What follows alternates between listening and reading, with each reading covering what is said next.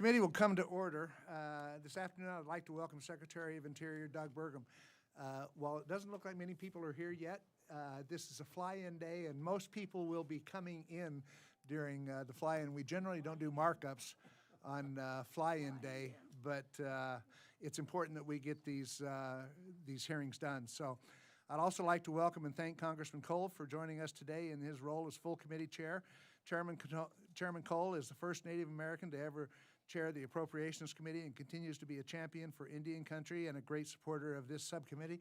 And I'd also like to welcome Ranking Member Rosa DeLauro, a good friend of all of ours that's been a supporter of this committee, and I'm glad to have her here today. Mr. Secretary, it's a pleasure to see you again for this subcommittee. Before this subcommittee, you and I had a chance to meet recently, and I enjoyed hearing about your first year as Secretary of Interior and about your continued commitment to improving the department in service to the American people.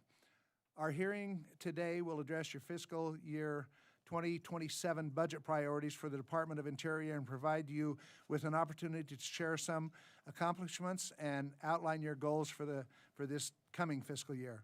I look forward to hearing more about your work on reshaping the agency with a focus on producing domestic energy, securing critical minerals, and promoting and expanding recreational and commercial access to healthy and productive public lands, and to hearing more about ways in which we can continue to prioritize our treaty and trust obligations throughout Indian country. For fiscal year 2027, the President's budget requests roughly $15 billion for the Department of Interior programs under this subcommittee's jurisdiction. Today's discussion helps inform our budget review process. It helps us gain fuller understanding of your priorities and the vision for the future of the department, and for us to share our priorities and grapple with areas where we may disagree. One of the priorities of this subcommittee under both Republican and Democratic leadership is upholding and fulfilling our treaty and trust responsibilities. We look forward to continuing to work together to direct funding to tribes' greatest needs, including health care, education, law enforcement, and community economic development. Finally, no discussion of this budget would be complete without mentioning our wildfire firefighters. I look forward to hearing more about the department's strategies and funding levels needed to support them in their fight to keep our communities safe and protect our force. Secretary Burgum, thank you again for joining us this afternoon. With that, I want to yield to Ranking Member Pingree for any opening statements that she might like to make. Thank you, Mr. Chair. And thank you, Mr. Secretary. I do really appreciate you being here today, and thank you so much for your recent trip to Maine. I know it was greatly appreciated by the parks, the tribes, and others that you were able to meet with. But I have to say, unfortunately, after a year of observing this administration and its impact on our country, I have some very deep concerns. The Department of the Interior is supposed to protect and manage our natural resources, to uphold our trust and treaty obligations, and to follow the science. Instead, from my observation, this administration is bending the department's mission to serve the interests of oil and gas companies. And the administration's policies are allowing unfettered consumption of natural resources in this country. We have seen that very clearly in the Gulf of Mexico, where last month the administration convened the so-called God Squad and approved an extraordinary exemption from the Endangered Species Act protections for offshore drilling. That decision would be alarming enough on its own, but it was even more disturbing because it came from an administration that seems determined to weaken every safeguard that stands in the way of industry profits. Speaking of those critical safeguards, 16 years ago on this day, the Deepwater Horizon explosion killed 11 workers and devastated the Gulf with the largest and most destructive oil spill in America's history. In the wake of that disaster, investigations found that employees had inappropriately close ties to the oil and gas companies, and the agency was then broken up because the oversight model had failed so badly. Yet this budget proposes reviving that disgraced structure, potentially returning us to the days of corruption and a model that jeopardized worker safety and the environment. The administration has also taken dramatic steps to block renewable energy development, eliminating competition for oil and gas and reducing the amount of energy produced at a time when our country's overall energy needs are growing. Shortly after taking office, the White House moved quickly to halt offshore wind development and took steps to rein in solar and wind projects. Why? Why are we kneecapping industries that create jobs, expand our energy supply, and help address the climate crisis? Because this administration's energy policy is based on political grievance, ideological hostility, and, of course, propping up big oil and gas. Plus, we know Trump has, I don't understand it, but a vendetta against windmills. And the courts vacated the president's wind moratorium and stopped the president from blocking 5 current leases. The administration took the unprecedented step of spending nearly $1 billion of taxpayer money to coerce a private company into abandoning offshore wind projects. And now we know the administration's public justification for that deal does not hold up. Newly disclosed settlement terms show the company was not required to make any new investment in American oil and gas production at all. Instead, it could simply claim credit for spending that it was already planning to make, including fossil fuel projects that had already moved forward. To make this deal even more stunning, the waste of the taxpayers' money is being used to reward a company for abandoning clean energy while helping to prop up more oil and gas development at the very moment that families are getting hammered by high energy costs. Americans are struggling with high utility bills and higher gas prices, yet this administration chose to spend nearly $1 billion not to build affordable energy, but to kill it. All of these dirty deals are to benefit the industry, and it's at the expense of American people, who are now paying an average of $4.04 for a gallon of gas. According to the Stanford Institute for Economic Policy Research, gas prices could peak at $4.36 a gallon, costing the average household $740 more for gas this year. So it makes no sense to me why this administration would be actively sabotaging renewable energy, which we know is cheaper and more affordable of an energy option for families. To tell you the truth, this just makes me very angry. I don't even usually speak this long, but it makes me that angry. This administration's policies are causing an affordability crisis, and there seems to be a lack of focus on what the department's mission actually is. It seems to me that the White House has you distracted with duties unrelated to being Secretary of the Interior. For example, what does bringing back a case of gold from Venezuela have to do with the DOI's mission? Meanwhile, our national parks are falling apart, staff are stretched thin, and the budget proposes to further gut them with a 32% cut. Science should be at the core of the department's management decisions, but this budget eviscerates the U.S. Geological Survey, a vital research agency, cutting its budget by 66%. And the budget abandons our trust and treaty obligations to Native Americans, slashing the Bureau of Indian Affairs by 27% and the Indian education by 32%. I have been appalled to watch this administration decimate the staff at the department, and it certainly looks as if it is trying to deliver the final blow with this budget. The department is on a dangerous course. This budget would only make the damage worse, and as the ranking member of the subcommittee, I will do everything in my power to oppose these reckless cuts and fight the administration's destructive policies. I hope you will put politics aside, listen to the serious concerns that will be raised here today, and please take immediate steps to pull this department back onto a safer and more responsible course. So thank you again for being here. I look forward to your answers to our questions, and I yield back. Thank you, Ranking Member Pingree. Now I'd like to yield to the Chairman of the full committee, Mr. Cole. Thank you very much, Mr. Chairman. Chairman Simpson, Ranking Member Pingree, I appreciate you holding this hearing, and I want to certainly thank you again for all the focus you have on this topic. Secretary Burgum, welcome, and thank you for testifying before the subcommittee on the administration's budget proposal for the Department of Interior for fiscal year 2027. Over the past year, this White House has worked with urgency to remake the federal bureaucracy and rebalance America's natural resource policies. Cutting red tape fuels opportunity and enhances our competitiveness. I believe in our ability to innovate and work together to achieve shared conservation goals while preserving the economic vitality of our communities. When we make the right strategic federal investments and govern effectively, those resources pay dividends in the form of stable economic growth and the creation of good-paying jobs. To that end, Mr. Secretary, I appreciate your efforts to implement strategic reforms at the Department of Interior. I look forward to hearing about what you have been able to accomplish and about your vision for the future of the agency as we begin the FY27 appropriations process, informed by your experiences in your first year as Secretary. You're doing important work. The department manages our beloved national parks and conserves our public lands to keep them healthy and productive for future generations. The agency plays a critical role in upholding the government's tribal trust and treaty responsibilities, work that is of the utmost importance to me personally, and I know to each and every member of this subcommittee.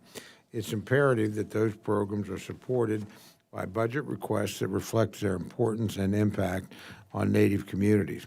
Our trust and treaty obligations are national commitments to be honored. Tribes already do their best with limited resources, and further reductions in funding for services and self-governance have real and serious consequences in Indian country.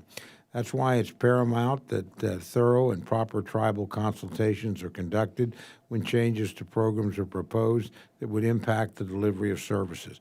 I look forward to hearing more about agency plans to support these programs and improve efficiencies and upholding these sacred responsibilities. Thank you for being here today, Secretary Burgum. We will continue to work with you collaboratively on executing your agency's mission and ensuring constituent needs are met. With that, I yield back. Thank you, Mr. Chairman. Now I'd like to yield to Ranking Member of the Full Committee on Appropriations, Ms. DeLauro, for any opening remarks that she might have. Thank you very much, Mr. Chairman and Ranking Member Pingree, for holding this hearing, and Mr. Secretary, thank you for being with us today and testifying, and looking forward to our questions and answers with you. The American people sense that this administration is out of touch. While the cost of living continues to climb, while the price of gas, groceries, utilities, and everyday goods goes up and up, this administration is asleep at the wheel. They do not have any idea of what the American people need or want. That disconnect between what the public wants and what the administration does is present in the proposed budget for the Department of Interior. Rather than address the problems that are actually impacting people's lives, the Trump administration is proposing to slash billions of dollars across a range of programs that protect wildlife, maintain public lands, and promote clean energy, programs that enjoy broad public support. The National Park Service is the most popular government agency in the United States. According to the Pew Research Center, 76% of Americans have a positive view of the agency. The public are rightly enamored of the natural beauty of our country and that our country is blessed with. They are overwhelmingly supportive of the good work that the National Park Service does to maintain and to protect our park lands. Yet, in the budget proposal, the Trump administration slashes funding for the National Park Service by more than $1 billion. That includes a more than 25%, $760 million, as a cut to operations, a 93% cut to natural recreation and preservation, and a 94% cut to the Historic Preservation Fund. These cuts will impact the public's access to our national parks and negatively affect the visitor experience. Visitation is rising, but if these cuts are implemented, more and more people will arrive at our national parks. They will find them mismanaged, unsafe, shut down entirely due to lack of resources.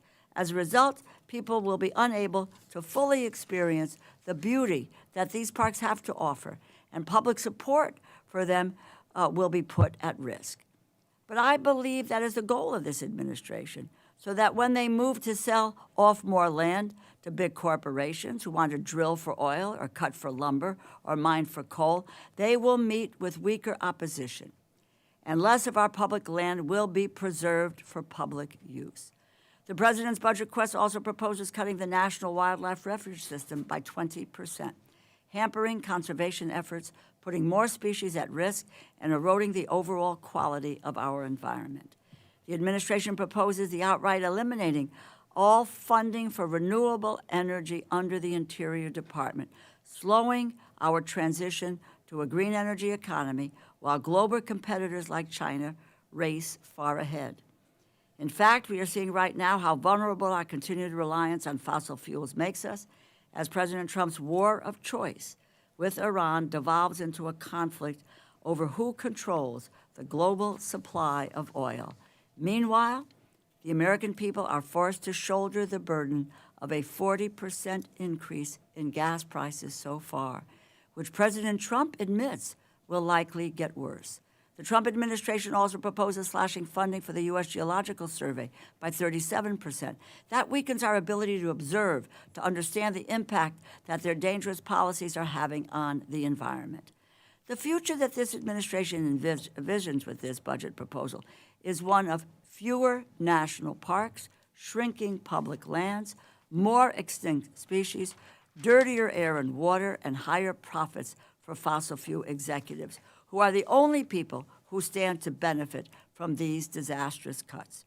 I look forward to hearing, Mr. Secretary, your answers to our questions today and to hearing an explanation as to how decimating these agencies will help to solve any of the problems that the American people are facing. I thank you and I yield back. Thank you, Ranking Member DeLauro. With that, Mr. Secretary, you may proceed with your opening statement. Your full statement will be included in the record. Thank you, Chairman. And Chairman Cole and Ranking Member DeLauro and Subcommittee Ranking Member Pingree and Subcommittee Chairman Simpson.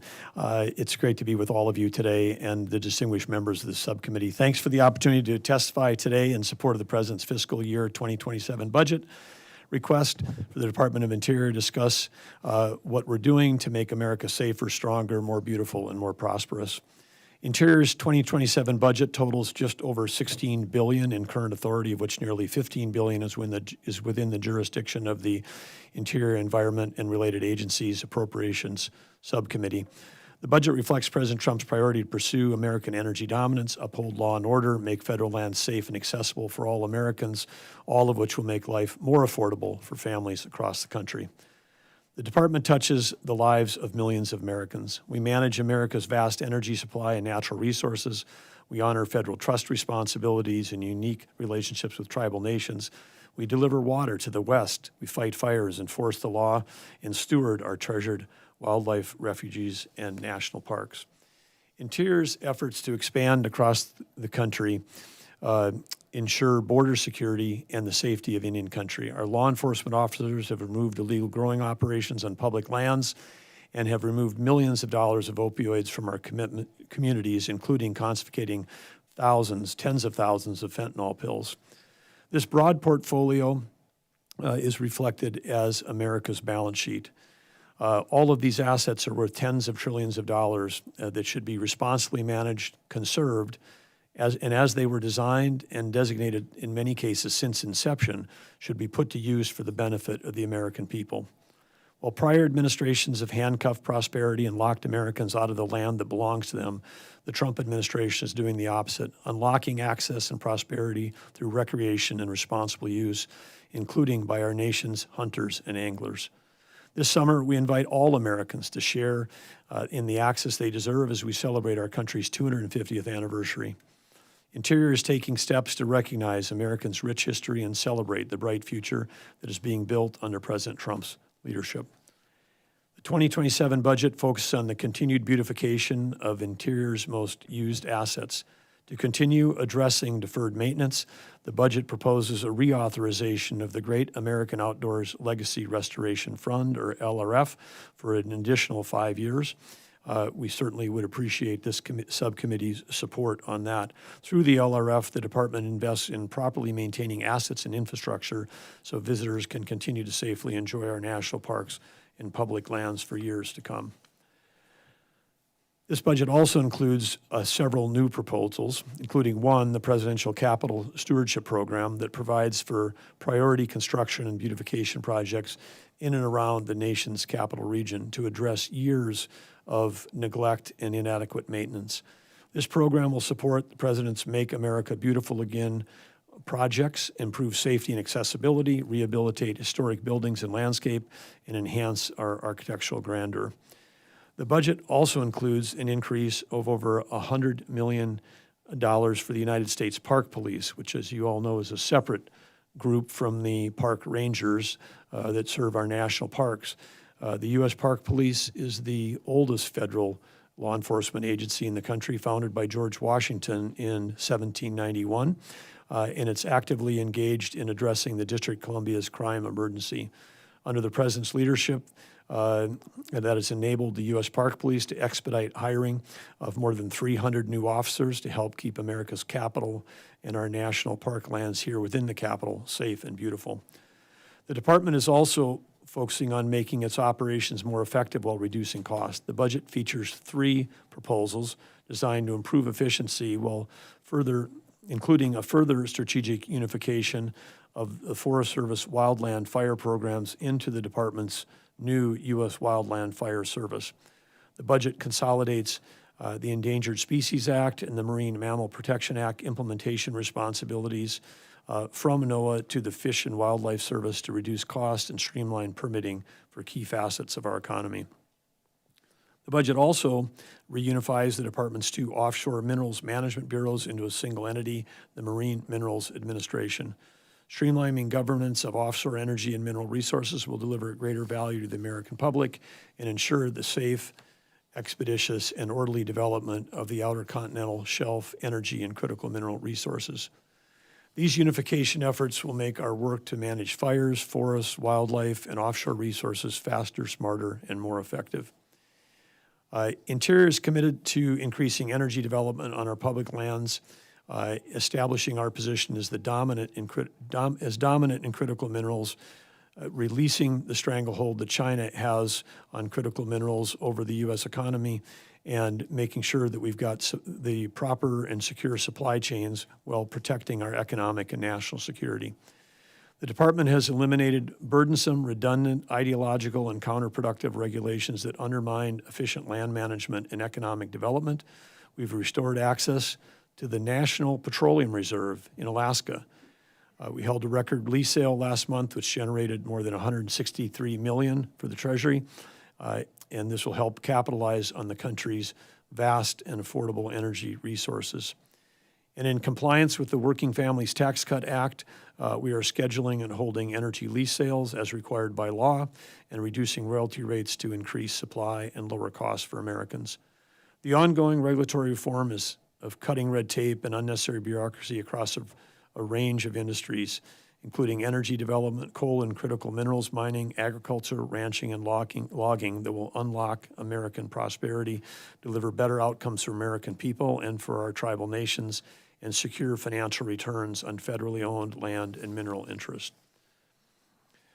The department estimates that revenues in 2027 will now exceed over $20 billion, which is more than offsetting the operational costs to run this department.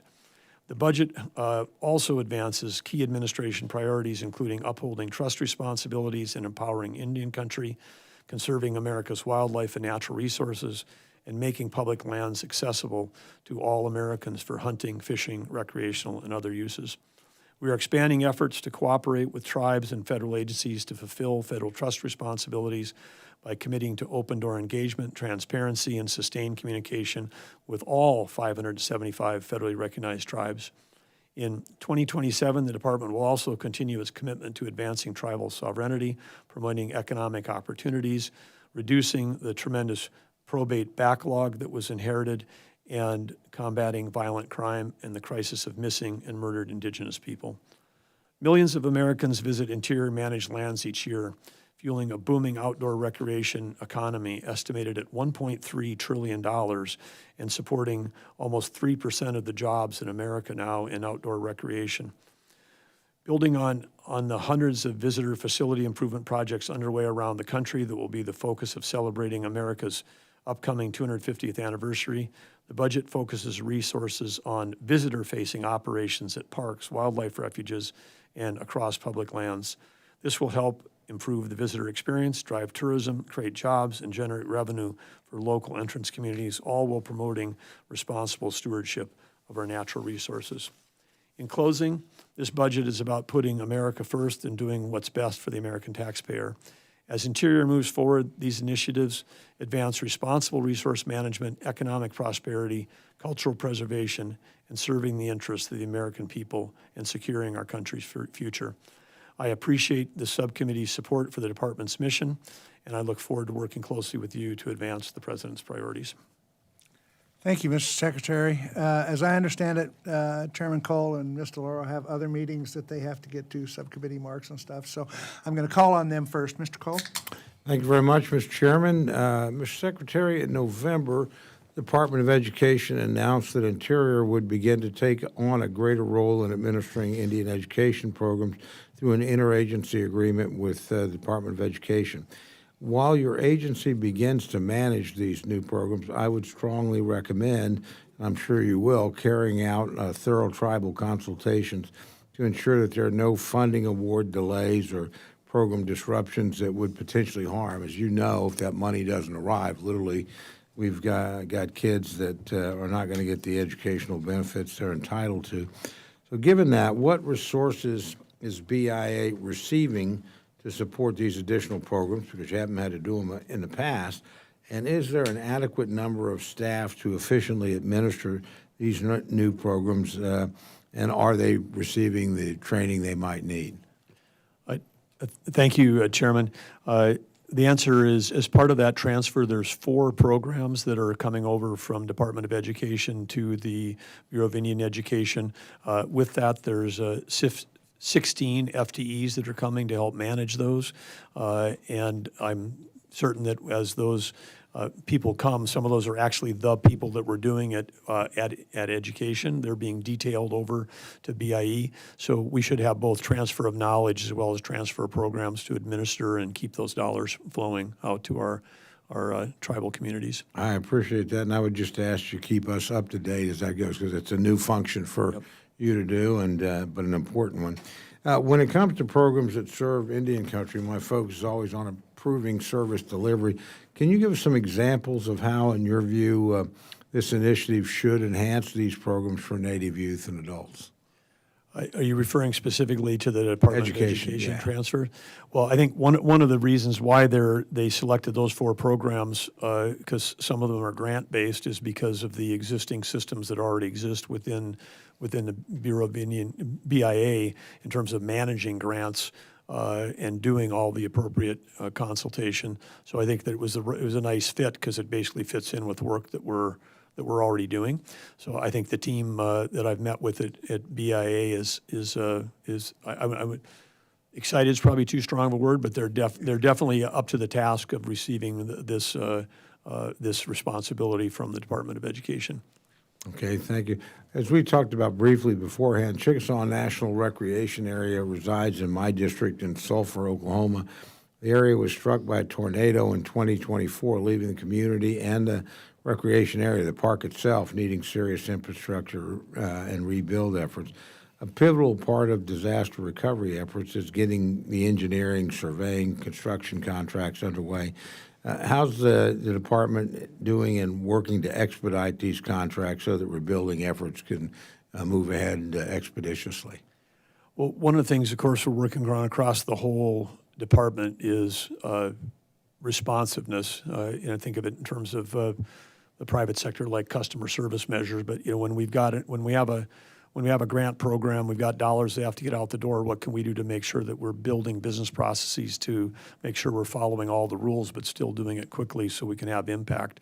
I know in the particular case of the recreation area you're talking about, I think there's recently there was some additional contracts. I think I'm just from memory, I think maybe $13 million worth across 4 contracts that were being pushed out. But these are things that we take a look at all these things and we're saying, how can we do this better, faster, more efficiently? I think one of the things that it speaks to is we've got really aging IT across a lot of these business processes, and that's one thing we're taking a hard look at on how we can provide better tools and systems to be able to deploy the capital where it goes more quickly and more responsibly. Again, this is an area we touched on before, but I think it's important to get in the record. The staff that work at national parks and recreation areas play a huge role, as you know, in providing positive experience and safety for tourists and visitors. Many parks, certainly including the one I represent, Chickasaw National Recreation, have struggled to hire essential permanent staff, and I know you've implemented some reforms and changes to try and speed that up and give the local managers more flexibility. I'd like you to talk a little bit about that. Well, thank you. Yeah, what we discovered this issue is like all over the country, which is if there's an opening and people are trying to hire, then they would have to go through a really burdensome federal hiring process. within the Park Service, we'd have to post. People would apply from all over the country. There's, a ranking system of who's eligible, who's not. Meanwhile, the folks in Oklahoma have just got an empty position, and maybe it takes 6 months. You go through this process, and then you get somebody hired, and then they can't find a place to live because some of our national parks are housing is an issue. Then they all come to all of you and say, we need tens of millions of dollars for housing. One of the things that came up, through the ranks of the front line is, would you just allow us to hire people locally without going through the federal process? If we can find someone who's qualified to do this job that already lives in an entrance community or nearby, and we said, great. So we've established local hiring. It's been in the last month, it's been out there. I was in 4 western states in the last 2 weeks. All the superintendents I spoke to were thrilled about this because it solves a housing problem, it speeds up hiring, it gets someone who might live in the community and not transfer out. They can be a long-term team member there. In addition to that, with the 5,500 summer hires, which we posted last fall, we were able to get a change. Those were always limited to not to exceed 6 months. We've got to change a waiver for this year not to exceed 9 months. It'd be great if the Appropriations Subcommittee could make that permanent, because that flexibility, if someone needs to hire someone for 7 months or 8 months, if a particular park, the busiest season is fall leaf season in October, November, and then we have to get rid of staff in end of September because their 6 months is up, even though they've been hired and trained and there and they'd like to keep working. I mean, giving the flexibility. And if you take, 5,000 6-monthers and turn them into 5,000 9-monthers, it's really giving you another 2,500 effectively. It's like hiring 7,500 people for 6 months, same in terms of, hours worked. But you've got you've got fewer people. The better trained can stay longer, and then they can become repeat summer hires. So we're making some common sense changes, which we hope can help out on the local hiring and staffing. I really want to commend you for that effort. I think too often, and this is probably true across the entire federal government, we run these agencies to the convenience of the people that work in the agencies, not to the convenience of the people who are supposed to be served, and particularly don't think about the local impact of waiting for months as positions are filled, as we wait for people to be picked someplace else and moved. So I think this is really a revolutionary change, and one that has a lot of positive benefits. So I just want to publicly commend you for your efforts in this regard. I think it's an important move in the right direction. With that, yield back, Mr. Chairman. Thank you, Mr. Chairman. Ms. DeLauro. Thank you very much, Mr. Chairman. I just have a quick note. It's not part of my questioning, but I worry about transferring the programs from education to BIA. Quite honestly, BIA doesn't have a great track record, and I don't know whether or not the funding that goes along with those programs is going to come over to BIA, and I'm, concerned that they will be shortchanged. But it's worth remembering that roughly this time last year, the so-called DOGE was running rampant across the federal government. Just as Trump had taken office, putting in proverbial gasoline on the fire, that is his cost of living crisis, with a chaotic tariff policy, Musk and others were firing thousands of employees and rescinding job offers. National Park Service, NPS, was among the federal agencies that was hardest hit by this destruction. By August, NPS had lost roughly a quarter of their staff. While some positions were reinstated by court orders that found DOGE actions to be unlawful, many others retired early or took buyouts.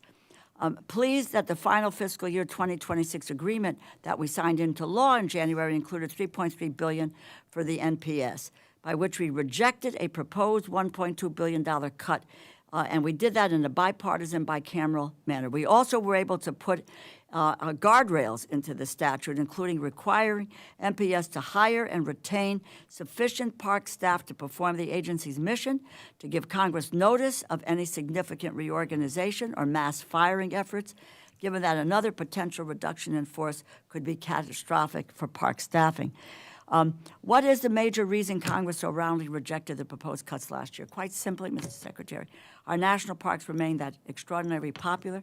Many parks in the system saw record attendance in 2025. With the exception of 2020, every year over the last decade now ranks among the 10 busiest years for the NPS. So Disappointed to learn that for fiscal year 2027, this administration is proposing to slash $736 million, roughly 20% from the NPS budget. More and that there's going to be another round of buyouts. Deferred resignations was offered to the employees. Can you tell us, does the department have targets for how many National Park Service staff it can lose to these buyouts?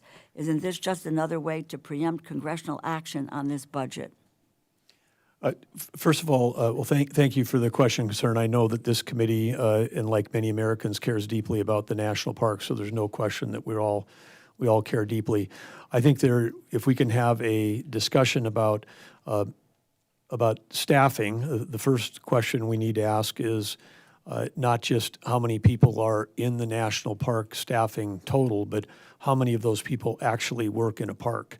Turns out when we arrived last year, when there had been a lot of hiring going on over the last 4 years, people working remotely, a lot of the numbers that you see they were not only not working in a park, we could even find out which park or national park historic site they were attached to. So the goal that we've had from the beginning is to get more people working in our parks. Last summer, in spite of everything that you've described in both your opening remarks and just now, we had parks last year that had, including some of our biggest like Yellowstone, where we had more people in the parks last summer than we'd had for years because we were focusing on filling the roles that were citizen-facing roles. That still is our thing. We need less people at districts, regions, service centers, headquarters, et cetera. We need people actually in the parks. There's the big numbers that you're talking about, again, I would know that there's sure we'll talk about it, but we're creating the Wildland Fire Service. And so there is transfers in this budget where there are lots and lots of people across wildlife refuges, BIA, and National Park Service that were designated as wildland firefighters that are moving to the Wildland Fire Service. They will still have a national park uniform. They'll still be fighting fires, but that may be where you're seeing some of these dramatic percentages that you're describing as actually it's a transfer, it's an inter-transfer within the budget as opposed to a dramatic cut. Well, but there have been dramatic cuts. I think you would have to agree with what DOJ did last year. I'm not making up the numbers. They cut back with a quarter of the staff. There were some that were reinstated by court order. The only DOJ cuts were people that had been hired within the last 12 months, and they were all reoffered jobs back. So the fact that there was a massive reduction in the national park or anywhere across Ontario related to DOJ is just simply not factual. Okay. Well, listen, there were buyouts. There were buyouts. Are there any? Does the department have targets for how many park service staff it can lose to buyouts? If you don't hit an arbitrary target with buyouts and retirements, are you going to plan to move to terminations? There's no plans for RIFs, and we've just completed a buyout. And the buyout, the early retirement, if you want to call it, was offered to people primarily that weren't offered it last year to give them an opportunity. Why don't you get for us, because we did put guardrails in the bill last year that had to do with the staffing. We're following all of those very closely. Okay, so that it's clear to the committee that we're following the letter of the law. It will be important to know how many people were gone, how many people were reinstated. Are we looking at the same numbers? How many people, took a buyout? And what you're doing now with regard to buyouts. If we're going to transfer programs from education to Interior, who are the people who are going to handle those information, those programs? Yep. If all these people are going to be in the parks, who is going to handle, the issues of? There's 16 people coming from Department of Education to manage the 4 programs that are being transferred over. So, and is the money coming as well? Yes, it is. Okay, great. Do I have time to ask another question, Mr. Chairman? Thank you. Fish and Wildlife Service, similarly dire. The budget is proposing to consolidate the service along with the National Marine Fisheries, while also proposing to make underlying cuts. Quote, it's a classic move from the budget playbook. When you try to starve an agency, what you do is to consolidate and then you cut. It's very similar. That's what's going to happen with education. I'm going to fight education and being dismantled, but that is what's happening. Consolidate, and then you slash the funding, so there's less money to deal with the missions that these agencies have to take out. Just like the Park Service, the agencies are stretched thin, understaffed, oversubscribed. Again, largely a function of the indiscriminate and careless cuts that DOGE made last year. For example, National Wildlife Refuge System supports conservation efforts like the Stuart McKinney National Wildlife Refuge in my home state of Connecticut. The administration is proposing steep cuts. What's worse, some components of Fish and Wildlife Service are proposed for complete elimination, including state and tribal wildlife grants. Your budget talks about the importance of prioritizing the promotion of recreational access to our refuge systems and expanding opportunities for hunting and fishing, but doesn't shifting the focus, cutting funding guarantee that conservation efforts are going to suffer in this process? I don't think so at all. Again, there is a separate firefighting unit inside of U.S. Fish and Wildlife, which is being transferred to the proposed wildland firefighting group, which is a separate budget area. So in the budget, there's a big net increase in wildland firefighting. So you have to net that against the thing that you're seeing as cuts, because we're moving them within the agency even. We're taking we have a firefighting group in U.S. Fish and Wildlife, we have firefighting in BIA, we have firefighting. What's going to happen to the state and tribal wildlife grants? What's happening to the, that's slated for total elimination. What's happening to the cuts in the Stuart McKinney National Wildlife Refuge? Which cuts are you talking about specifically? I'm talking about, there are two areas. The Wildlife Refuge System, Stuart McKinney National Wildlife Refuge, the administration is proposing steep cuts in that effort. When I look at some components of the Fish and Wildlife Service are proposed for complete elimination. That includes the state and tribal wildlife grants. Is that wrong? There was a review done of the grants on the grant side, and that is an area where there's been substantial review. We found organizations that were receiving grants from Interior where 80 to 100% of the revenue of that NGO was a grant from the federal government. And yet those organizations, we were the sole source of their revenue, but they would have a CEO making $650,000 and $400,000 lobbyists. Let me just ask the last question because my time has gone well over here. I hear this from state foreign operations. We cut these programs. It would be very interesting because we can't get any information. We may agree with you. Give us the reasons why. All of these grants are cut, the organizations are cut, etc. For what? Why? Give us the rationale. And as I say, maybe we will agree, but it's important. We just can't take, to be very honest, we just can't take your word for saying that there was, $650,000, there was this, there, that's. I heard this over and over and over again in the last several months without any backup. Without any data or information about what's happened. That would help us make determinations as to whether you're on the right track or we have to do something else. So, Mr. Chairman, I thank you and I yield back. Thank you. We really can't talk about the DI budget without talking about wildfire fighting, as we have mentioned it a couple times already. I understand the department has consolidated all fire activities from the Bureau of Land Management, National Park Service, Fish and Wildlife Service, and the Bureau of Indian Affairs, as well as operations within the Office of Aviation Services and the Office of Wildland Fire into this new Wildland Fire Agency. I have several questions that I'll kind of combine into one. Recognizing that fire season is now year-round and that service has largely already seen a good amount of action this year, can you provide an update on how things are going? How is the new U.S. Wildland Fire Service more prepared, efficient, and effective in fighting wildfires? And secondly, understanding that many wildfire fighters are not full-time firefighters, how has this consolidation impacted federal land management activities within the bureaus and offices in which the firefighters were moved to the U.S. Wildland Firefighting Service?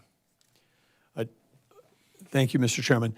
Let me start with the clarification at the very top that there is not a consolidation, that word has been used here, but in the effort of related to wildland fire, it's unification.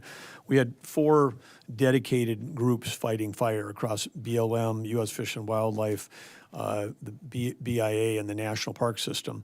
Think of it as the Army, Navy, Marines, and Air Force. But we had no Joint Chiefs of Staff. We had incidents that I saw as governor. My last couple months as governor, we had a fire that broke out in North Dakota, wildland grass fire.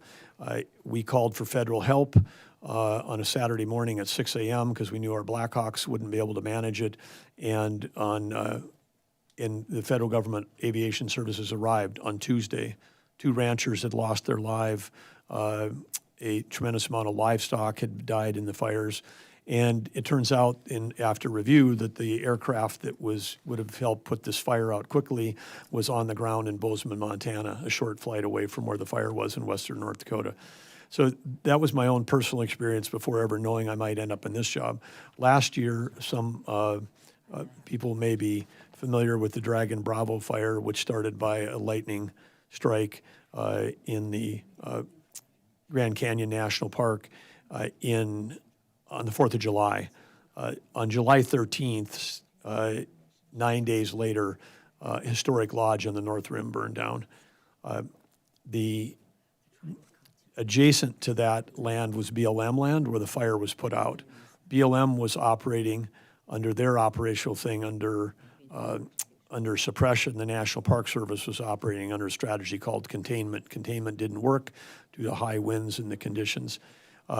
This catastrophic loss was something that occurred after we had already begun the process of saying we need to have a Joint Chiefs of Staff. We have to have leadership. We have to have firefighters on the front line that report to firefighters, that report to firefighters, that report to firefighters, all the way up through the chain, as opposed to firefighters reporting to land managers who may think that, oh, if I let it burn, I'm going to take care of some of my fuel load management efforts. We announced the unification. We posted the position. We did a national search. We hired Brian Fennessy, an experience, began his first 14 years as a hotshot and went up through all the ranks, worked in federal agencies, worked in state agencies, and was the fire chief for San Diego County most recently. So we understood the tremendous issue that California was having with fires. He has got his 4 leaders, established for the 4 groups. We've got 9 geographic leaders, all firefighters. They're building this thing with input from the bottom, but top down. And we're going to be ready to go for this, what will be maybe an extraordinary fire season. The chief will report directly up to the secretary's office as opposed to being buried down below. Some of the biggest air quality issues we've had in America have been related to uncontained fires. Some of the biggest losses of timber resources we've had are related to fires. We spent 9 times as much just in BLM last year fighting fires as we did that's money out the door from the taxpayers as money that came in the door from us doing timber sales. And so we've got to flip that around because it's just unaffordable to let our national resources burn. It's killed the timber industry, but it's also killing the communities that were dependent on that timber, whether it's for recreation or timber harvesting. So this is the beginning. We have established. I've sent out a secretarial order that across the 4 groups that were already under Interior, that we're going to be under full suppression. That's at the beginning of this fire season. If you get a fire, you put it out. We've got to reserve both our dollar and our human resources and our aviation resources for the rest of the year. We've also unified the aviation resources so we don't have a situation like I described where nobody knows how to make a decision across all of this. We can then send the most appropriate aircraft to help on suppression quickly. So it's under a good ship. The budget also includes, and one of the transfer dollars in there, the budget includes, as it did last year, the transfer of the firefighting component of the U.S. Forest Service into Interior. So they would become the 5th leg of this group that would then also be into the same reporting structure where firefighters would report up to firefighters. Right. That's a challenge that we looked at last year, and this committee asked that a report be done, independent report directed by the Secretary of Interior and Secretary of Agriculture. Where are we on that report? Well, I'd say we're progressing ahead, and of course, we've got Brooke Rollins and I have got a great working relationship. She's hired a terrific leader for the U.S. Assistant Secretary for the U.S. Forest Service, who's gone through all of the Senate Hearing Conservation, Mike Boren, and Mike Boren is also highly supportive of this unification effort to make sure that we do a better job fighting. But I don't have a specific date for the report yet, but I'll check on that. As I told you when we met earlier last week, that this might be the best idea since sliced bread. I just don't know. There's still some questions that have got to be answered and stuff. And once those are answered, then we can deal with this. And it might be the right thing to do. My challenge is what's left with the department if you take wildfire fighting away from, say, the Forest Service and put it in Interior. How does the Forest Service function and stuff? So that's a separate issue, but it's some questions that we need to ask before we do it and stuff. So we look forward to working with you on this and seeing if we can establish the best service we can. Yeah, and I would just say with the proud heritage we have in each of these, if you're if you're a U.S. Forest Service firefighter, if you're a BLM firefighter, you keep your uniform, you keep your badge, but on your other sleeve, I mean, if you're in the armed services, you have an American flag, you'll have a badge on the other sleeve that says U.S. Wildland Fire Service, and everyone will know that when we're fighting fires, the fires don't know whether they're on federal land, state land, private land, BLM versus whatever, but it should, break everyone's heart to see that, on the fire map last year that we had the jaggy edge of here's a fire that expanded over 13 days and caused hundreds of millions of dollars of damage. And on one side of the line, it's a straight line. And I'm like, is the map wrong? Was the printer wrong? And they said, no, that's BLM land. BLM put it out. I mean, the same fire. Yeah. So it's like, we part of this is we have to take accountability, responsibility, but we have to put an organizational structure in place where if we say we're going to put a fire out, that everybody's on the same page.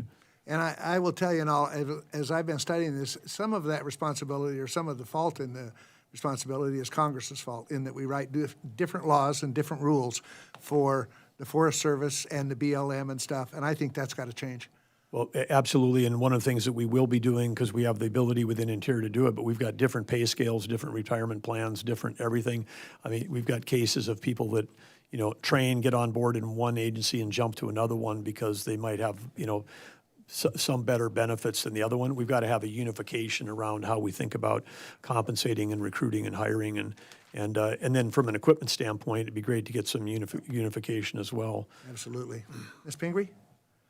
Yeah, thank you, Mr. Chair. And I really appreciate the work you're doing on trying to dig in on this idea of, as you said very well, it may be the best thing ever to combine these, but just having a better understanding of it. And on the heels of that, we're talking about the potential of another extreme fire season, the cost of it, the cost of human lives, the cost of real estate and property, and then just the number of people it takes to fight the fires. And we never talk about, and we're not going to, I'm not bringing it up, but, the fact that we are in some extreme weather here that seems to contribute to the amount of fires that we have that may be related to climate change. And I don't understand, and I appreciate your, talking about the major purpose of the Department of Interior having American energy dominance. I do not understand why this administration is so reluctant to talk about renewable energy and so unwilling to keep up our investment in renewable energy when we know that fossil fuels contribute to climate change. But I want to dig in on one of the things that you could see was just, I found very upsetting and brought it up in my opening remarks. And that is this nearly $1 billion payout to Total Energies. So Total Energies is one of the 5 companies that had offshore wind projects. They were all suspended by this administration under you. The particular project that Total Energy had was 4 gigawatt capacity off New York and North Carolina. It was very detrimental to lose that because that would have been part of the Atlantic grid, fastest way to add capacity. Electricity costs are rising on the East Coast. I know that very well. And I don't understand an administration that doesn't say all of the above. And so it seems like you've targeted offshore wind as one of the things to get rid of. In this case, the courts rejected the argument of the administration that there was some national security concern. I don't know exactly what they were because they were not public. But now you're asking us to believe that somehow you're still justified in this $928 million payment.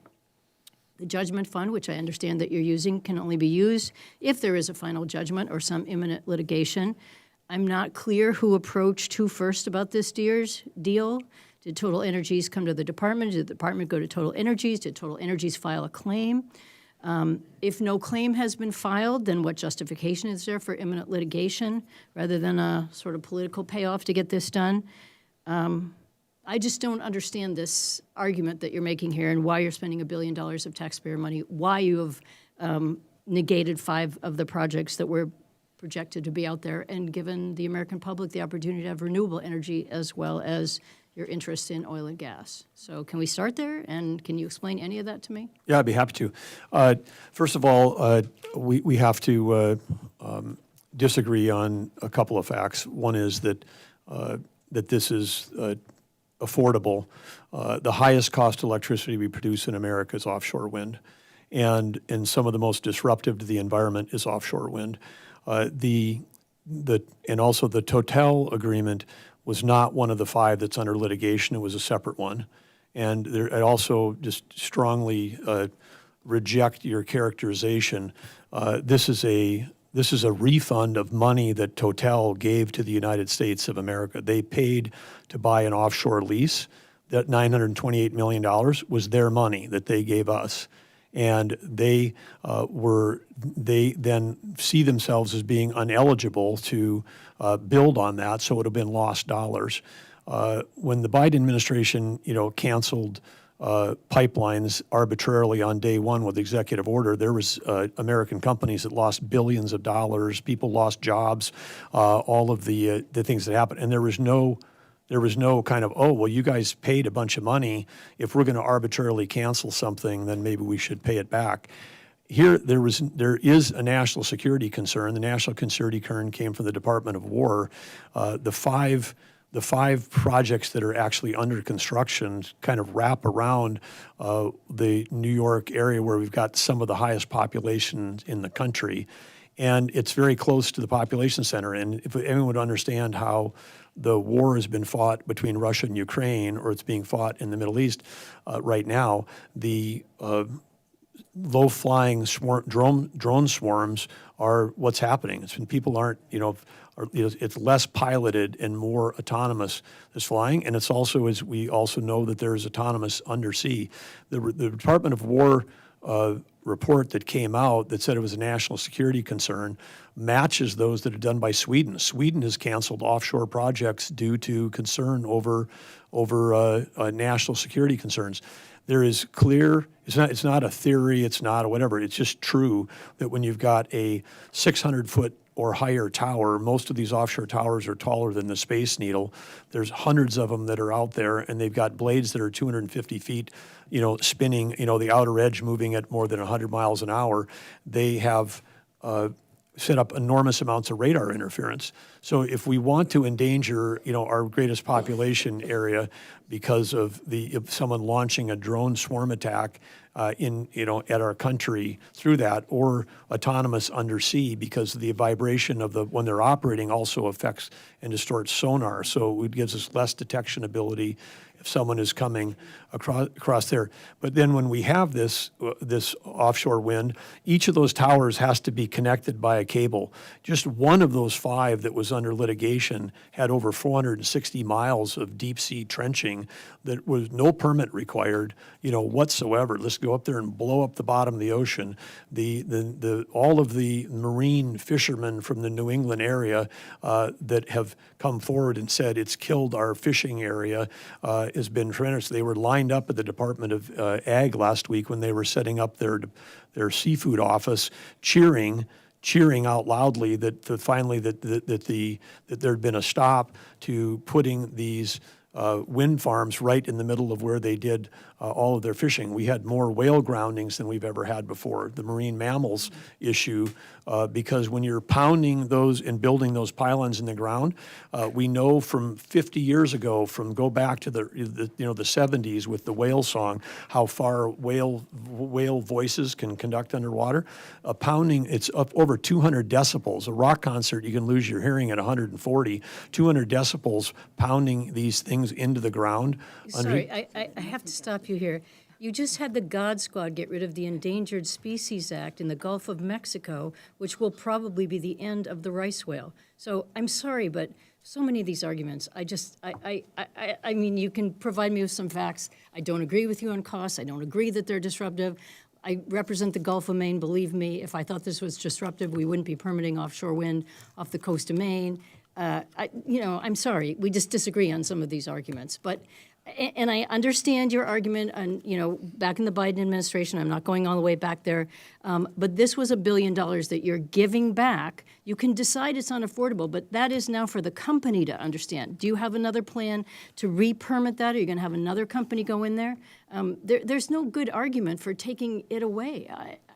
And I just want to be clear. There's no good argument for taking companies' money and then not refunding it if they're choosing to be unable to use it. You can say all these things. I don't know all the national security agreements because the courts kept that under seal. I didn't go into the SCIF or whatever SCIF there was around that, but the courts threw that out. So the courts said to you, there were no good national security arguments. So I don't know all these things that you're saying. That's a mischaracterization.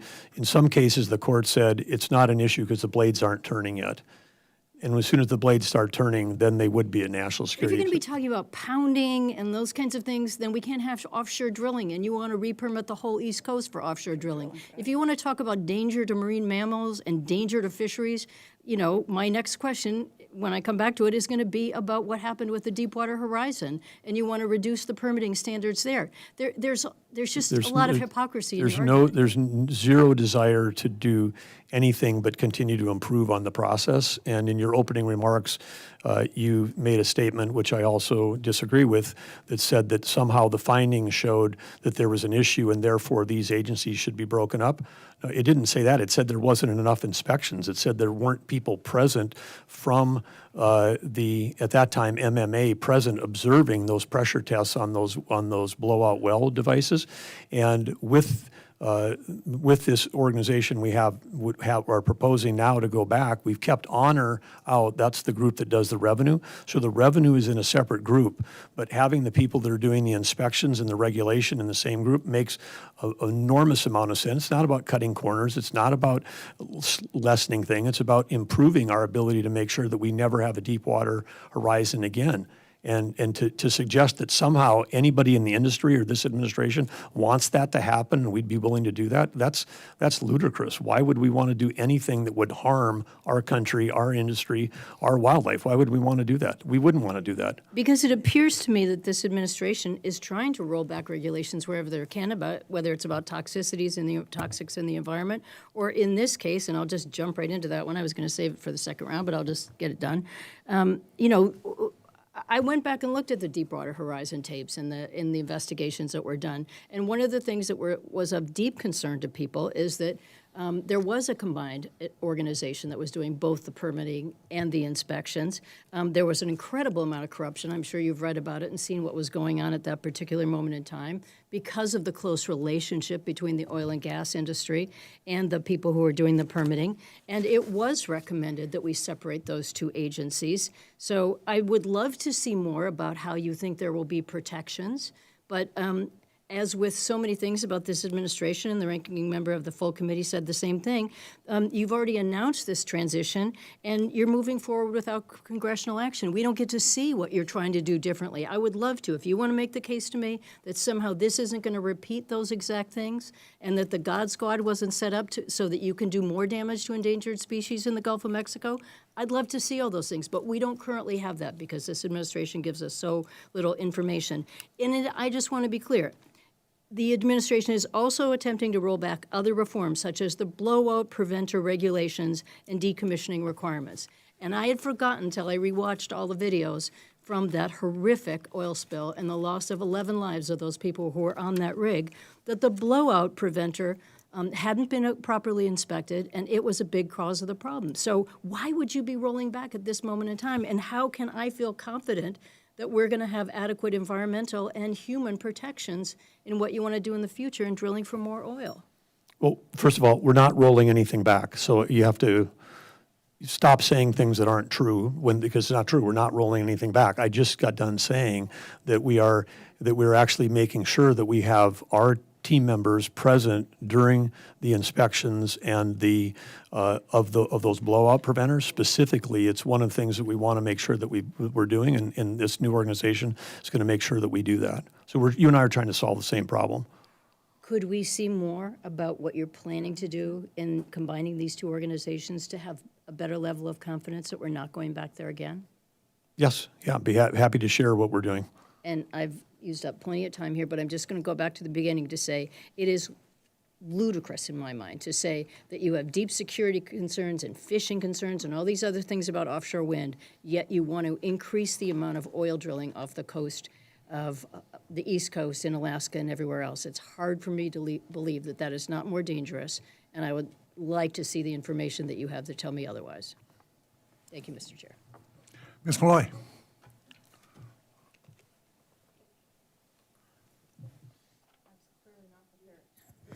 I feel like I'm your attorney sitting over here with you on this side of the table. I forgot I actually had to ask questions as well. Thank you for being here. I want to start with the Great Salt Lake. As you know, the president put $1 billion in his budget for Salt Lake restoration. And I know it's early days and your team is still working on what that's going to look like. So I just have an ask that you work with me and my team and our state and make sure that we have a good plan in place if we're going to be investing in restoring the Great Salt Lake. Let's make sure it's something that helps us for decades to come. Yes, absolutely. We look forward to working with you and the governor and the team and Bureau of Reclamation to make sure we have that plan. Okay, thank you. America the Beautiful. When parks, national parks sell park passes, they get a cut of the revenue from that park pass. And now with so many of the America the Beautiful passes being bought online and digital passes, some of the high visitation parks, like the ones we have in Utah, are losing out on revenue when it gets split evenly between some of the low visitation parks that don't take the same wear and tear that the high visitation parks do. How is the department addressing that to make sure that we're still taking care of the backlog and the maintenance issues at these parks that get millions of visitors a year? Well, I think one thing which we talked about earlier is the encouraging this committee to support the reauthorization of GOA, which of course included dollars for deferred maintenance. So that would be is one piece. What you're describing, however, on the increase in the online purchase of the park passes, this is I'd say a relatively new phenomena, but it's great they're popular. It's great that people are buying them ahead of time, help reduce lines getting into the parks. But it's something from a revenue standpoint we're going to have to take a look at to see what on the major parks that have the highest visitation, what kind of lost revenue they might have, and so we'll take a look at that. But the good news is people want to get to the parks, and a lot of people are buying the park passes. Yeah, we'd love to work with you too on innovative ways maybe that we can help out these high Well, I know you've got parks, multiple large high visitation parks in your district, so. which we're really proud of, but we want to make sure that we're taking care of them. The NEPA regs. As the chair of Western Caucus, I led a letter with Rep. Hageman and 23 of our colleagues in support of the new NEPA regs. Thank you for those. Can you just explain quickly how moving the regs from the CFR to the departmental handbooks will help improve the process for Americans who are project proponents or concerned about, especially on public lands projects? I want to make sure the first part of that question was related to NEPA regs. NEPA. Okay, yeah. The goal, of course, here on the regulation is to basically make sure we're following the law. And there had been a lot of, I want to say, regulatory creep, if you will, over time that got out of the bounds of that. And so in the cases of how we're approaching this is that if there was things that would be considered interesting suggestions for people to consider, but aren't part of what it takes to actually get the permit. We pulled the 80% of that, that growing and growing and growing forever regulation that was slowing down all kinds of projects, both on federal and private and state land, to pushed it into an appendix. So it's still there for people to take a look at, but then this can help both project proponents and project opponents understand that it's going to be litigated over the piece that was actually the law, which is about 20% of what the weight of those rules were. Thank you. I really appreciate that you're taking a look at that. It's something we talk about a lot on Capitol Hill. We haven't been able to do much about it. I think the number is $1.5 trillion of capital is proposed in America to be spent that's waiting for a permit. Yeah, it's crazy. And a lot of the capital gets eaten up in the permit process. I just have one more question, and it has to do with access to roads on public lands. So the minimization criteria, which came because of an executive order, has resulted in closed roads and loss of access to a lot of the public land in my state. I've introduced CRAs to keep access open in specific places, but can we work to protect road access on a broader basis and take a look at the minimization criteria? Yeah, I'd be happy to, and I think in your case, given the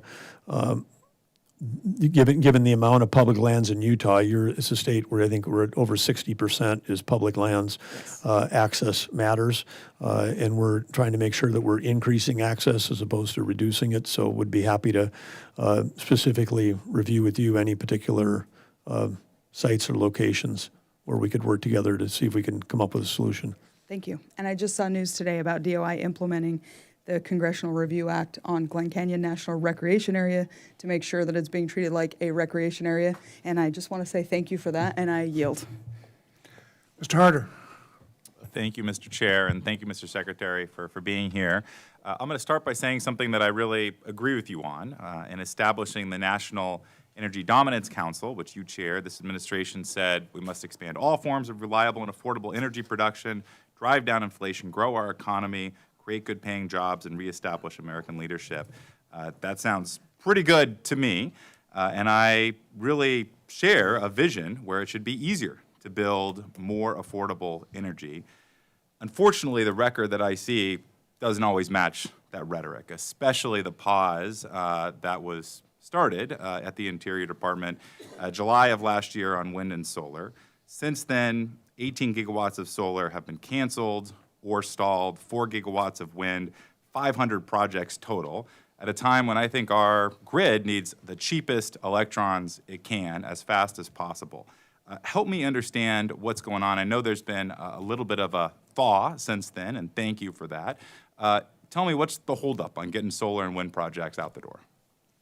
Well, the key thing here is part of understanding that, again, I don't want to debate on cheapest, but there is this view that has been held and said here many times that somehow wind and solar is, or solar, wind earlier, wind was the cheapest, solar is the cheapest. I just have to say, we had a huge winter storm like 8 weeks ago. This is undisputable. Fern was here. It affected 22 states. During that storm, wind and solar at the peak moments produced 2% of the total electricity. And yet in the northeastern part of the country where the storm was centered has spent hundreds of billions of taxpayer dollars subsidizing wind and solar. So wind and solar doesn't work right now today unless you use taxpayer subsidies. And those taxpayer subsidies were what promoting this thing. We had, and people in many cases. Let me just pause there, Mr. Secretary. I hear that argument, but you've instituted higher standards for wind and solar projects, right? To move forward a wind and solar project, it requires personal approval from your office, is my understanding. To do an oil and gas project, it doesn't. So you're telling me that the market doesn't want these projects. Why not let the market decide? You're complaining about favoritism in the past. It feels to me like this department is putting a thumb on its scale. Why not have the same standard for all projects, period? Well, the market is not building offshore wind, for example. There are zero people trying to build offshore wind. I'm not talking about offshore wind. No, but since the subsidies, were eliminated, no one's building it because it's just not, it's not effective. Solar, there were concerns there about, again, supply chain security, because as you know, a lot of these solar projects were built almost exclusively with Chinese-made solar panels. That's an issue for national security. And so There's more national security risk in doing solar than doing nuclear or gas plant? there is if you're building it's the same as Huawei was a few years ago. I mean, if you're buying Chinese equipment and then you've got the ability for them to listen to every call and follow every text that's sent, that's one thing.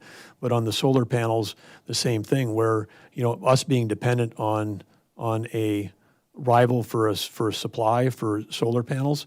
And some of the other parts of the review we want to make sure is because some of the solar panels in some of the projects in the prior administration, it was the exact flip of what you're saying, where things were greenlit if it was wind and solar.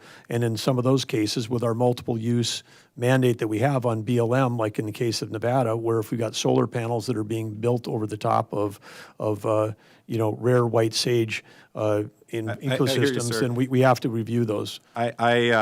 Where we are right now, I see that there is, again, one standard for one type of energy and another standard for another type. I don't think that's good policy, and I don't think it's sustainable. You've talked about the need for permit reform.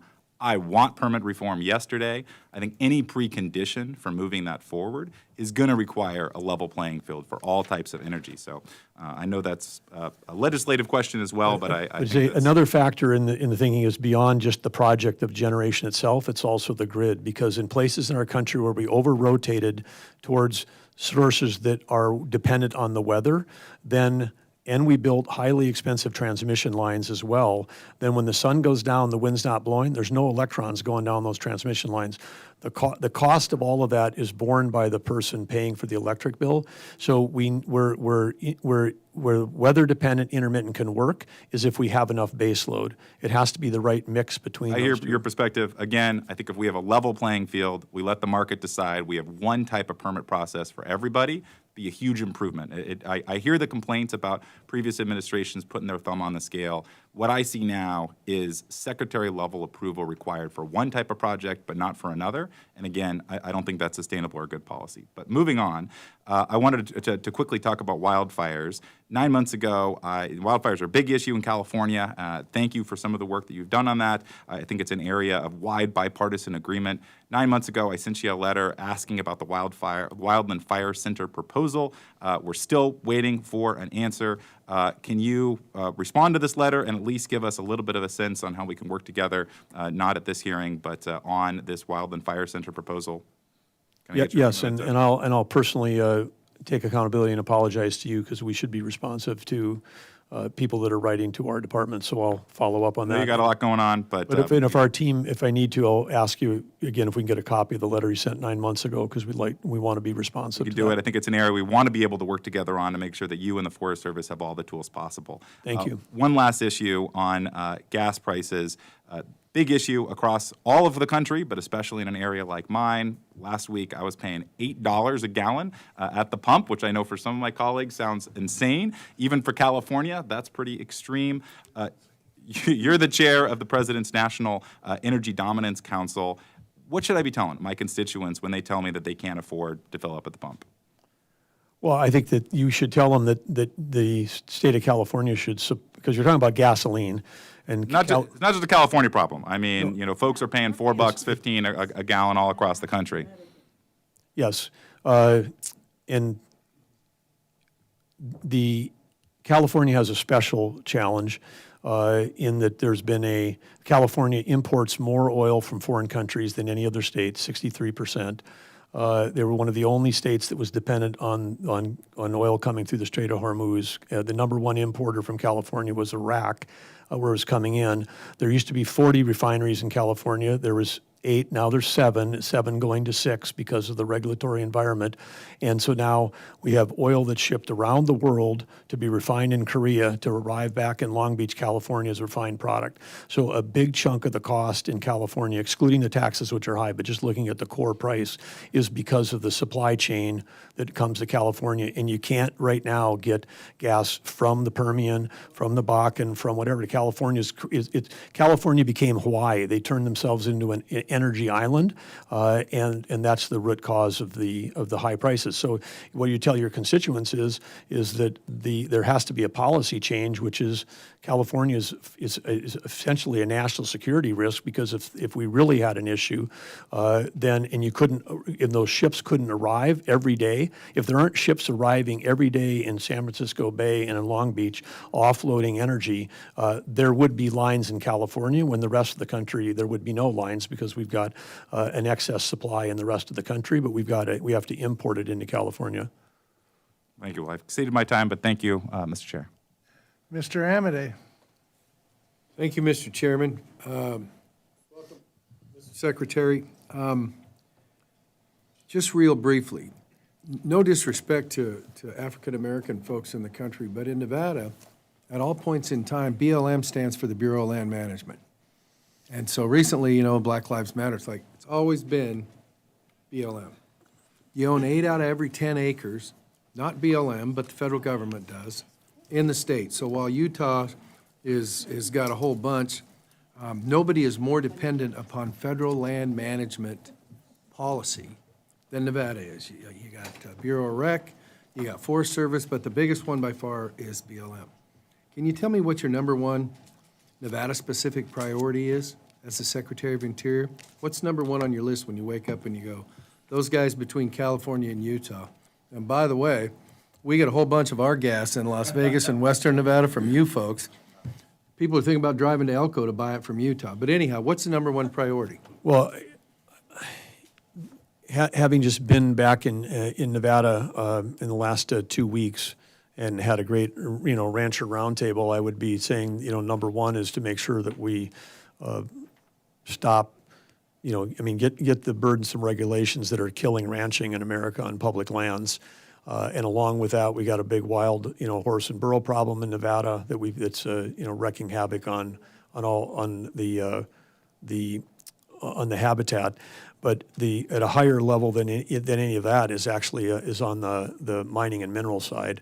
And of course, Nevada had a rich history of mining and can again. And one of the things that we face as a nation are incredible dependence on China for critical minerals. Nevada can play a huge role, as you know, in getting us back into the game, doing that. But Nevada is and then the third thing, of course, having spent time with your governor and with staff recently, is we've got making sure that we got adequate water supply for Southern Nevada. Those are all things that are on top of the thing. But again, you're as you said, 80% of the land we spend a lot of time is federal land. We spend a lot of time thinking about Nevada.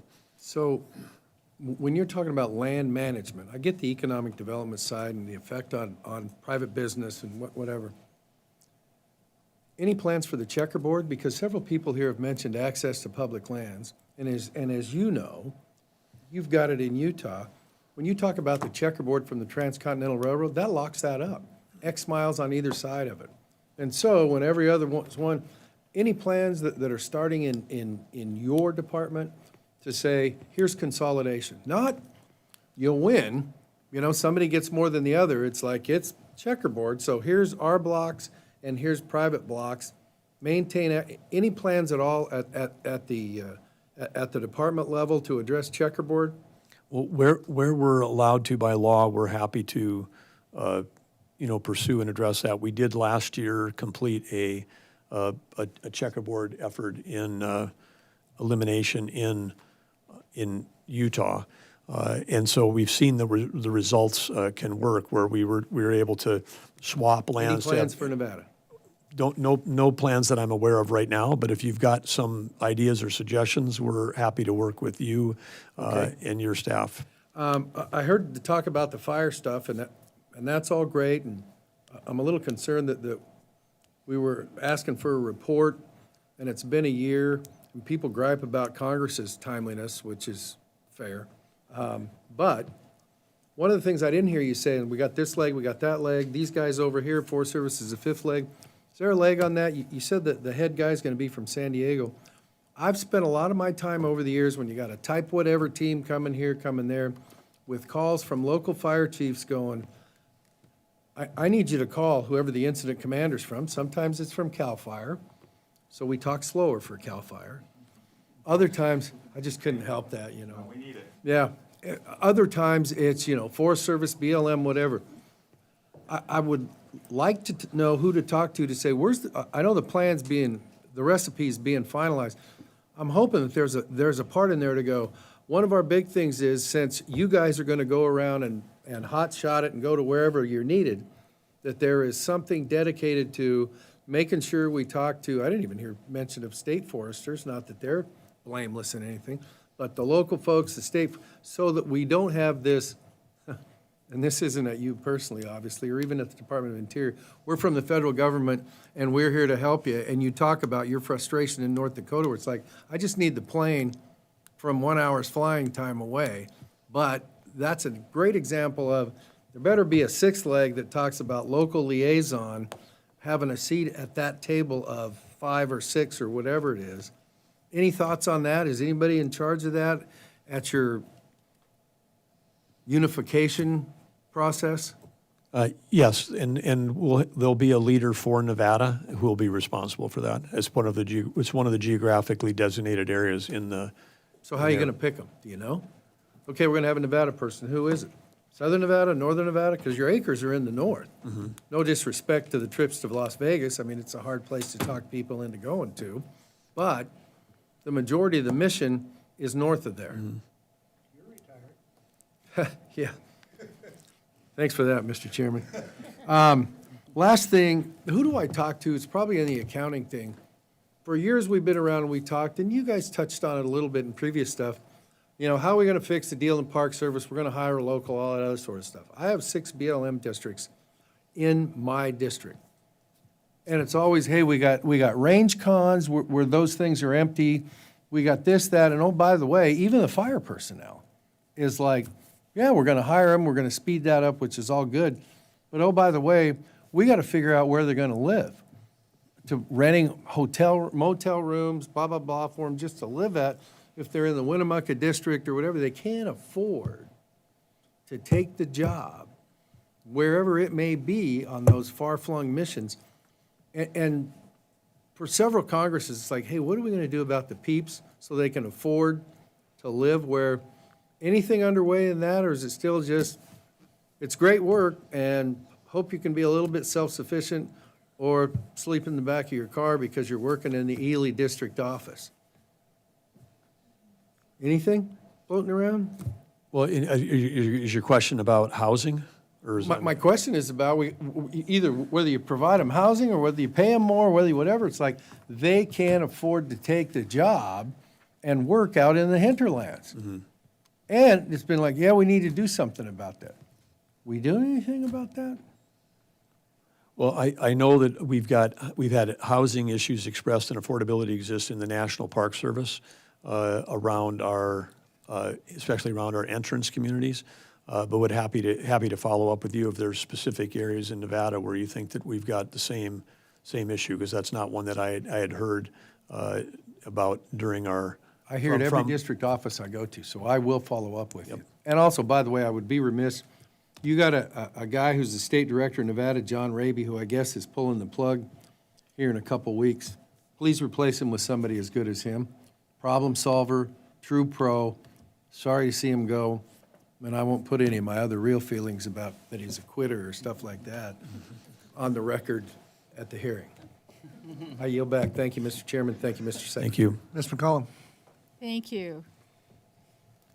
And I don't want to get into relitigating what happened last week in the Senate with the Boundary Waters, but I do have some questions about how moving forward the Department of Interior might be looking at things. And I'll send you the questions, but I'm just going to let you know what's coming to your office. Okay, thank As you. you're aware, the Senate passed the Congressional Review Act, a CRA resolution. It overturned a 2023 mineral withdrawal for the headwaters of the boundary waters. The mineral withdrawal overturned, puts grave risk. All these mines have failed to date. Toxic sulfide or copper mining to contaminate this water. And as you're well aware, being from our neck of the woods, this is 20% of the purest water in the forest system, probably some of the purest water in the world. Now, this is my opinion. I believe that the Trump administration has possibly weaponized the CRAs to get a do-over when the political winds are in the administration's favor. The CRA wasn't created to overturn public land orders, especially one that's nearly 3 years old. The Biden administration followed the law. The withdrawal for the boundary waters was conducted following a Federal Land Policy Management Act, known as FLPA, and it was notified, Congress was notified of the withdrawal in 2023. Following that notification, following the law, Congress had 90 days to adopt a resolution of disapproval. The Congress did not act. The window of the disapproval closed, and now we just had what happened in the Senate last week. Now, this process had been in place since 1970. It's the same process that my colleague Secretary Zinke used when he was secretary. He followed the law. So this is the first time in the history of the department that the Interior has submitted a public land order to Congress under a CRA. So it's changed the landscape. So here's what I'm trying to understand going into the future. As I said, I'll submit these so that whoever needs to help you write them so we all have the same language down pat. So my first question is going to be, are public land orders no longer governed by FLPA? Can Congress expect a flood of public land orders now that this CRA has been overturned? And, maybe it's just this one case. Maybe it's just for the boundary waters, but we aren't going to see that happen when the state of Montana and Washington, the boundary waters got singled out in the in the first Trump administration. And so I want to know what the process is. Is FLPA going to be modified now? And if it is, we need to do public notices and have public hearings and do all that. So I look forward to figuring out what the landscape's going to be like in the future. So here are some of my and these might be questions and concerns, shifting gears. I want to talk about a couple of things that I'm very concerned about, and I know you care deeply about as governor. You had great relationships with tribes, and I have 11 in Minnesota, and some of them are brother-sister tribes. There's a cut of 27% to the BIA, and it's grossly underfunded. This committee tries to put as much as we can into it. The tribal loan program is at risk of being zeroed out, and this is the one that really has me concerned, Mr. Burgum. The BIE, that's the Bureau of Indian Education, there's a 23% cut to that, but I don't know if the Department of Education informed you what they were doing too. The Department of Education is sending 4 programs your way. So that's going to be even a larger cut. So I'd like to work with you on what we can do to help those programs that have been really underfunded. And then on solar, if you get a chance in your travels and you can go to the reservation, it's Wind River. It's in Wyoming. They have, using some money from the Biden administration when we were working on solar, there are homes in the Wind River for the first time ever that have solar. It's a U.S. company, and they do amazing work. They're training the tribes how to set up their own projects, maintain them, and everything else. So we hope to be able to roll this out throughout some of the other tribal nations. There's still going to be a need for propane, but anything we can do, moving propane to these rural areas, as you and I know, is very, very expensive. So if you get a chance, if you could put Wind River on your list. The other thing I'm going to ask is could you get me the national security information? National security was used in the Boundary Waters, even though it's a foreign-owned company that took the leases, a foreign-owned company that will be shipping the ore when and if it's ever mined to China, and it'll be sold on the global market. My colleagues on the other side of this argument, they kind of dropped the argument after I pointed that out. But Mr. Elsie and I are both on the Appropriations Defense Subcommittee, and I would like to see all these national security arguments because we have never had anyone from the Pentagon raise them to us. So it would be very helpful for me to see and really dig into and understand how all these wind and other solar projects that you're talking about are national security. So with that, Mr. Chair, being a teacher, I guess I gave the Secretary some homework. But I want to thank you for making sure that all the school kids from the states around in the 5-state area get to go into a wonderful place in the Science Museum in St. Paul and see our national parks. I thank you for that, sir. I yield back. Thank you. Mr. Cloud. Thank you, Mr. Secretary, for being here. Thank you, Chairman, for having this hearing. I want to, first of all, just thank you for the hard work that you're doing. I find it kind of ironically humorous that some on this committee would accuse you or this administration of being asleep at the wheel, especially after 4 years of defending an autopin presidency. It's very obvious that you're knowledgeable in what you're managing, that you and this administration are active and proactive. While they may disagree with what you're doing, you are certainly engaged, and I want to thank you for that. A couple issues that were brought up that I wanted to talk about. One talked about the park maintenance and how there's a backlog, and then also the number of employees that we have. There seems to be kind of a tendency to measure our success or our productivity based on how many employees are on the payroll as opposed to whether the work's being done. And then we can look at the previous administration when it came to maintenance backlog, and we saw more dollars in your agency and your department. Meanwhile, the backlog increased dramatically. So they're not necessarily related that more dollars equals backlog or more employees equals work done. I wanted to ask you what is being done when it comes to the backlog. And then on the employee issue, I don't know if you've been made aware of this, but after President Trump was sworn into office the first time, there was stood up an alt National Parks Service that initially launched itself as the internal resistance movement of the National Park Service, i.e. the Trump administration.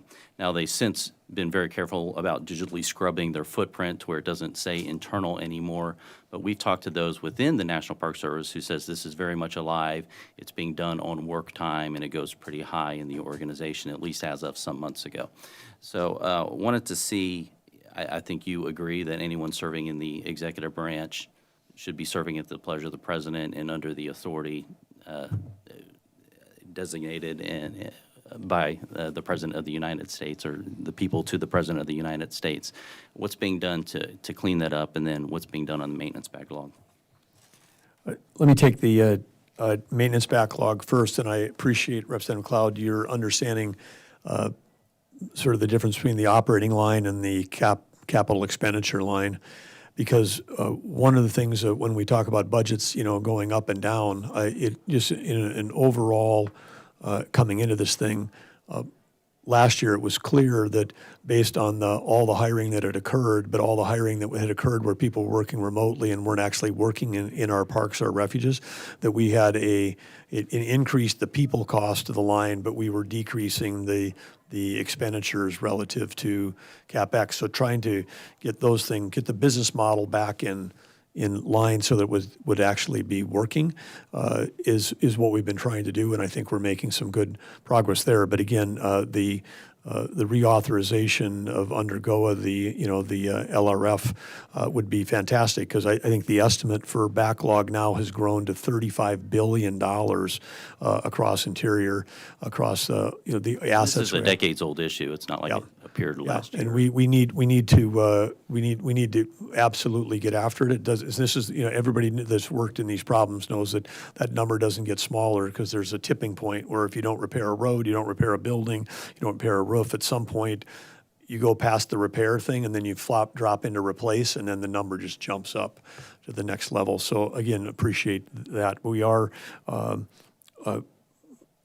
working hard to make sure that we've, both got the resources, but also the procurement, because sometimes when we've got deferred maintenance, we run into these issues where the federal procurement is so complex that I was out at the Presidio, and they had vandalism on 12 windows, and a year later he had 12 broken windows, and he was still going through the procurement process to replace 12 windows.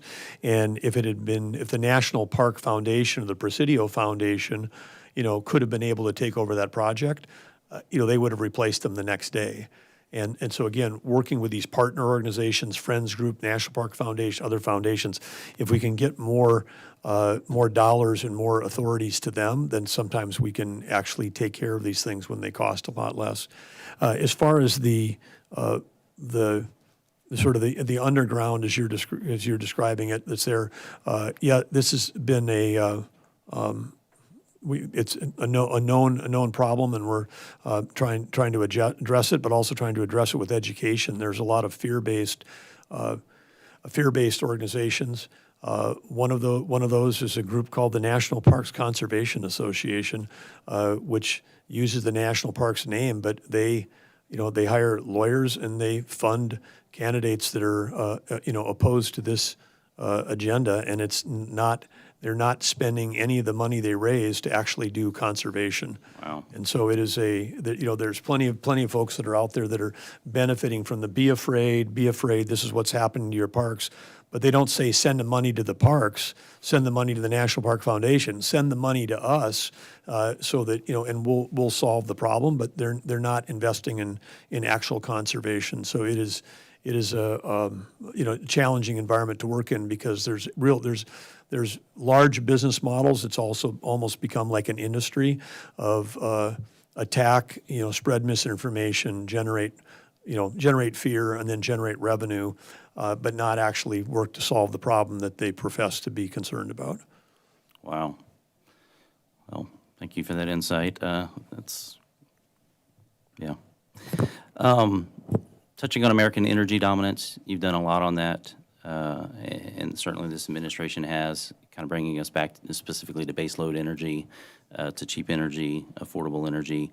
Obviously, we have a conflict in Iran that's creating a temporary issue, but we were on the right path, and I'm sure soon will be again. And even then, we're right at about what Biden-era prices were, even given the conflict going on. We're $1 below. $1 below what the high was during the Biden administration. Yeah. So that's pretty extraordinary, actually. Currently, I think we bring in about $10 billion in our land. It's an amazing resource of our country. Some estimates say we could bring in hundreds of billions of dollars if we were able to use it all properly, which would be an amazing benefit to the taxpayer. Some states, though, in some states, you're actually managing over 50% of that state's territory as well, and so maybe there's an issue of whether we're, especially with the maintenance backlog, owning too much. One issue you mentioned as well was wind. I appreciate what you're doing with wind. I'm sitting to a guy who knows a whole lot more about radar than I do, for sure. But my understanding is that turbines cause beam blockage, shadowing, attenuating of signals, that they can create blind spots. They produce false targets, reduce detection sensitivity. They complicate tracking of aircraft. You could also say missiles as well. And this seems to me like this would be a national security issue to have along our coast. So I think the decisions you're making there are very, very important. Could you speak to what you're doing? We're in a race against China for AI, among other things. That is really an energy race, and the importance for us to do what we can to ramp up energy production very speedily and again, baseload energy. Could you talk to what you've been doing on the side of permitting to help us ramp up energy permitting quickly? Yeah, thank you. We are in an AI arms race with China, and this is interesting because it's the first time in history that we've been able, it's a miracle that we can turn electricity into light or heat. I mean, we take that for granted, but we've never been able to turn electricity into intelligence before. So the demand for electricity is going to go up. The value of electricity is skyrocketing, and under the framework of what was always called an energy transition. If you took a look at the actual gigawatts being generated, we weren't transitioning under those policies. We were actually doing energy subtraction. We were prematurely shutting down base load from hydrocarbons, shutting down base load from nuclear, and then adding intermittent. And then at a time when you needed it most, if the sun wasn't shining, the wind wasn't blowing, then it was we were having a shortage of electricity. So part of what in the AI arms race with China last year added 93 gigawatts of coal last year. 1 gigawatt would run all of the Denver metro or all of Utah. I mean, it's a lot of power, but they did 93. They're opening up a gigawatt coal plant every 4 days. So they're racing ahead on electric generation. And people make comments about China doing renewables, but they're doing a base load at a level that allowed them to also do the solar that they were investing in as well. In terms of the permitting, part of what we had to drive through is how do you generate the power, and then how do you get it connected to the grid. The good news is we didn't have to come up with an appropriation, because the 5 hyperscalers, the largest tech companies in the country that are all driving towards AI, their capital budgets for this year right now is over $400 million. I mean, there's never been an appropriation to say, oh, we got to appropriate federal dollars to go build electricity, but the nation's been crawling along at sort of in the tech industry, using about 1% of the nation's electricity over a period of time, and then now that's the area that's really causing the huge demand push. Relates to the manufacturing of AI. So to do 2 things. One is we said we've got to stop shutting down baseload. If you want to protect any of these intermittent sources we have now and make sure that the grid doesn't collapse. So we literally, through the authorities that Chris Wright has as the Secretary of Energy, worked with the power companies to get people to stop prematurely shutting things down or ordering them to not shut down. That kept 17 gigawatts on the grid. Without that, during the Storm Fern, we would have had tens of millions of Americans without power just 2 months ago. I mean, we were at a crisis level, and people were like, why'd they declare an energy emergency? That was the big thing last year. Well, we declared it on day one because we knew that our grid was at risk because of the over-rotation towards intermittent and weather-dependent sources versus the base load. On the permitting side, part of that is getting through the FERC queue, but because the incentives were so high for the wind and solar projects and then battery to accompany those, 95% of the FERC queue was related to these highly subsidized, taxpayer-subsidized sources. So working with FERC, working with local grid operators like PGM, working with others around the country to say we've got to get the interconnects done faster, we've got to get siting done faster, we've got to allow that capital to flow to actually do it. And it's not federal dollars. I mean, the market wants to build more power, and they're willing to build it behind the meter, they're willing to build it off the grid with the new taxpayer or the ratepayer protection plan, which the White House drove, with the PJM grid agreement, which 8 Democrat governors and 5 Republican governors all signed, all agreeing that to figure out a way to be able to add power, add AI, and not have your rates go up. Because the idea that you're going to have you have a fixed cost thing called the grid, and if you have somebody that comes in that's willing to pay for power, that doesn't mean rates are going up. That could mean that another person is willing to cover the cost of the existing grid that's there. In North Dakota, we built a $1.2 billion AI factory, and the rates went down for everyone around there. But now I see everybody's campaigning for office. I'm going to be against AI manufacturing because rates are going to go up. No, those 2 things don't necessarily go together. They go together if you have a bunch of other policies or if you're trying to mask the fact that you over-rotated towards the wind and solar. And people may get offended when I say that, but when the wind and solar that's the thing, you still needed everything else. For when the wind's not blowing, the sun's not shining, you still needed all the other power. You can't like shut down the other stuff. And then what do you do when the wind's not blowing? The Germans actually came up with a new word for it. It's like this long and it's got, all consonants and no syllables, but it means dark doldrums. And they've had companies that have announced that they've missed their earnings this year as renewable companies because the wind didn't blow as much as they thought it was and it was cloudier. It doesn't have to be like nighttime. If it's cloudy during the day, you generate less electricity. So Germany spent $500 billion on their green dream, and they produced 20% less electricity, and their rates are 3 times as high. It's not about, and that all happened before any conflict in the Middle East. It has nothing to do with that. It has to do with you can't build out an electrical grid on something that's weather dependent, and then you've got complete redundancy. You still need the base load. You still need everything else, and you've added this new thing, and then you've subsidized this thing. That costs more. But people just weren't honest about what the green premium was. It was like the transition was you're going to have something that's better, but it's going to cost the same. No, that second part was never said because it was never true. It was always going to cost, in some cases, double. And now you've got capital flowing, and the capital is going to flow to the parts of the country that have low electric prices. That's where all the capital is going. And it's very uneven. Just like we have a difference in gas prices, we have, it's a spread of 3 or 4. Some parts of our country, electricity costs 3 or 4 times more than others, and those places are not seeing the capital flows because advanced manufacturing and distribution, everything that's going to use robotics, whatever, is going to require more electricity.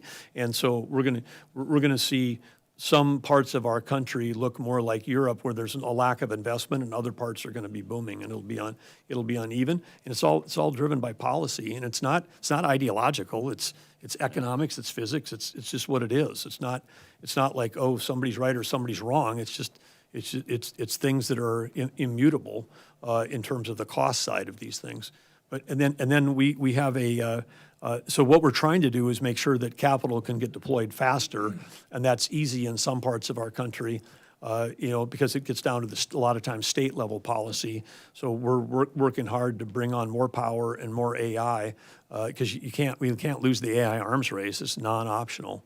I mean, that is completely national security. Right? And you don't have to go through a briefing. I mean, if you got Iran launching 500 projectiles at Israel last year, all timed to arrive at the same time, without AI, Israel shot down one of those attacks last year. There was 400 things that were coming at low level. They were going to arrive in 8 hours. The autonomous, slow-moving drones that are flying at the height of a wind tower. Then you had, another 90 things that were coming that were going to arrive in 3 hours. And then you had 10 hypersonics that were going to be there in 10 minutes, all timed to arrive, say, like at 5 p.m. And they shot down, like 96% of them because you didn't have everything targeting, we're all going to shoot at the first one, and then we missed the next 499. Well, that happened last year, and then Americans were like, okay, what was the score of the ball game? I mean, like it wasn't even like page 3 here. What an ally of ours just had 500 projectiles launched, time to come the same thing, and they shot them all down. And somebody didn't say, how did they do that? It wasn't because you had some guy with a machine gun, like World War II movie. This is AI. AI, Golden Dome, Iron Dome, it's AI. And if somebody's AI is better, you lose that battle. So there is no national security today without AI. And China's winning the electricity race right now. We're ahead of them on chips. We're ahead of them on software. They're ahead on electricity. We've got to catch up. Well, thank you for your work on that, Yep, thank you. Chairman. Mr. Chairman, thank you, Mr. Secretary, for being here. I wanted to talk to you about 2 things in the time that we have left. Number 1 is tribal and law enforcement. The other one is battlefield and national parks.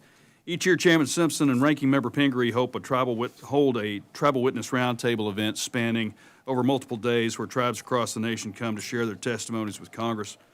Conversations are extremely valuable and always moving, and especially on the treaty violation issue. But last year, our conversation, I highlighted my concern with the lack of law enforcement available in Indian country. FBI has recommended 2.4 officers per 1,000 people. In a high crime area, I'd say that's probably inadequate. But some tribes have less than 0.6 officers per 1,000 people. This gap has allowed organized crime to take major advantage of our tribal lands, whether it's human trafficking or the trafficking of narcotics. I understand you're familiar with this issue from your time as serving as governor of North Dakota, and I know you're working on it, but murdered and missing indigenous people and their relatives, for me and for this entire committee, is an extremely important issue. And under your watch, I think this can be solved, but it needs absolute involvement from your personal office to help deal with this. The other one is Battlefield National Parks, and when my son Jack comes up to visit me in Washington, we take time to visit one of the nearby parks. Gettysburg is in an outstanding shape. Antietam, not so much, needs some help. He's a major history buff, but his new favorite place is Fort Washington. And it's an incredible value to have this park in the local area. It's only 25 minutes south of here. But I'd like to show you some pictures of Fort Washington, and I'm not doing this to put you on the spot, only because Steny Hoyer, it's in his district, and he and I are going to go visit it together. It's a beautiful place, but it needs some serious work, and not in the matter of tens of millions of dollars, but if you utilize John Now or David Rubenstein, American Battlefield Trust, or something like that, partner with some of these lesser visited parks, I think it would go a long way. What we have here is the batteries down at Fort Washington, and you go down some steps. Anybody can go down here and have access to these. These doors right here are gigantic. They're about 15 feet high. I should have taken a picture with somebody there, but they're hanging off their hinges, and they're a safety issue. They can be taken off or replaced for a few $1,000s. Let's see the next one, Grace. This is the watch house at the gate. The main gate is right here. It's a beautiful facility. It's absolutely built like a Mack truck. There's another term that I would normally use, but Mack truck's going to have to do. So there's some drainage coming off of here, and it's coming down. Here's the main gate to the fort right here. You can see some of this has gone away, some leakage right here, and then we'll show the next picture. This is inside the gatehouse, where it's just literally falling down. People have access to all of this stuff, and there's some bricks that are falling down. It wouldn't take too much money to fix something like that up, but for safety reasons, and if you haven't been to Fort Washington, I encourage everybody to go to it. But anyway, it's just something that's a high priority, and if we can't fix these and make them look like they're supposed to, then we need to shut them down until they are fixed. The priority that I had today was, in the short time that we had left, I want to be respectful of your time, is the MMIPR issue. If you could engage me on what you've been doing on that. Happy to. Let me first say thanks for bringing the photos. And one of the things that, of course, is in the budget that came from the White House was a $10 billion capital expenditure fund for deferred maintenance for the capital region, which would include Fort Washington, because we've got a lot of examples like that are out there. So thank you for bringing those to light. Oh, by the way, thank you. There were 3 FTEs until last year. The elderly park ranger who knew everything about that place, she retired and they didn't fix it. There's hundreds of acres out there and only 2 park rangers, so that's a big deal too. But thank you for that. Thank you. Yes, as you noted, have sadly direct experience in this as governor, where we had multiple cases of missing and murdered Indigenous, in this case women, in North Dakota. It's where I first became aware of the fact that there was a caseload of over 6,000 cases that the FBI has with very little resource against it, and I was always shocked by that, as I think anyone is, because it's our nation has the ability, if we lose a co-ed on spring break, there's going to be a 10-part Netflix series about it, and then someone goes missing from one of our tribal reservations, and it barely makes the local paper. And we last year we had one of our advisory boards. I had 12 regions, 2 each, 24 tribal leaders there. We, as part of that, we had the FBI attend for the first time over at Interior, invited them over to hear firsthand. We had families that were there that had lost family members. Everybody around that table is familiar with it. So trying to raise awareness. The FBI last year agreed for the first time to commit to have a task force to work on it. But as you know, there's a lot of these things are cold cases, which then goes back to the lack of local law enforcement. And in some cases, the reporting timeframe. In North Dakota, on cases that we thought we might have been able to solve, nobody reported it till 5 days. Well, we thought she was here, we thought she was there, or thought she was, doing this, and then all of a sudden, no, then they're gone. Then we can kind of leap into action. Fortunately, in North Dakota, we had worked hard to develop MOUs between our own state BCI and our state highway patrol, where we actually had the ability to get in, because some parts of our country there are no MOUs, and so local law enforcement, so it goes straight from the tribe to the feds, and then you're basically calling a regional or Washington D.C. office, and it hasn't been a priority. So in terms of law enforcement in general, we're understaffed. We got capital maintenance and equipment needs relative to both detention centers that we have around the country, and detention centers aren't like, it's just like a building for that.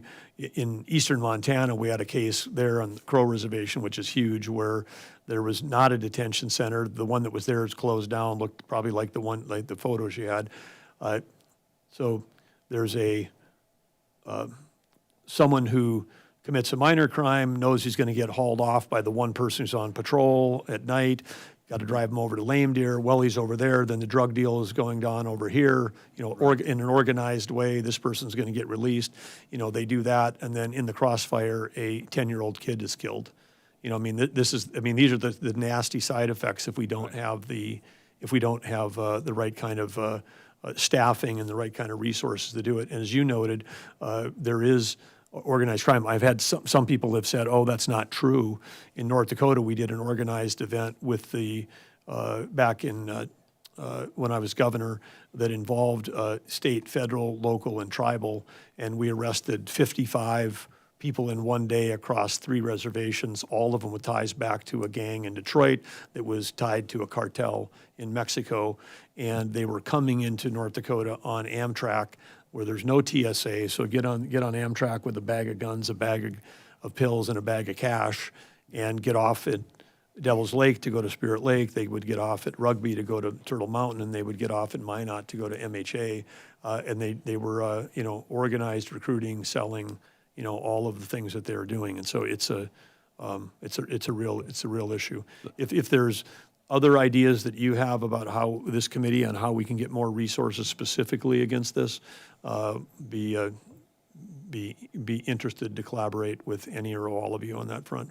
Well, I think popular culture, it's starting to become a big deal. We're seeing a lot of TV shows, and I'm sorry that it's taken this much, but it is in popular culture. It's become an issue, and I'm glad to see that it's become an issue and that people are talking about it. I'll just close with this because we're out of time. Thank you for indulging me, is that American Indian and Alaska Native women experience a murder rate 10 times higher than the national average. I'd like to close with that. It's tragic. Thank you. Thank you, Mr. Secretary. Thank you. I think Ms. Pingree has a few other questions. Ms. McCollum, do you have it? Yeah. I have a few things I want to mention. One is you mentioned wild horses and burros. We spent $144 million on wild horses and burros last year. If you can solve that problem, I don't care what happens to the rest of the damn budget. We've been trying to deal with that for so long that it's crazy. I'm glad that Mr. Elsie brought up the murdered and missing Indigenous people. I know that, and I appreciate the increase in the budget request to deal with that. You're absolutely right. Nobody's focused on it because they're Indians, and they're out oftentimes in the middle of nowhere. And I've been on this committee for 24 years. And I like to think that I have delved greatly into Indian issues because southern border of my hometown was Fort Hall Indian Reservation. So I've dealt with them for a long time, worked on the reservation, all that kind of stuff. And it was about 5 years ago, first time I ever heard this issue.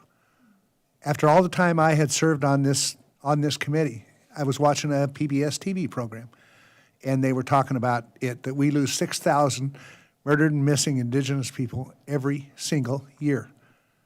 That's twice as many as died on September 11th.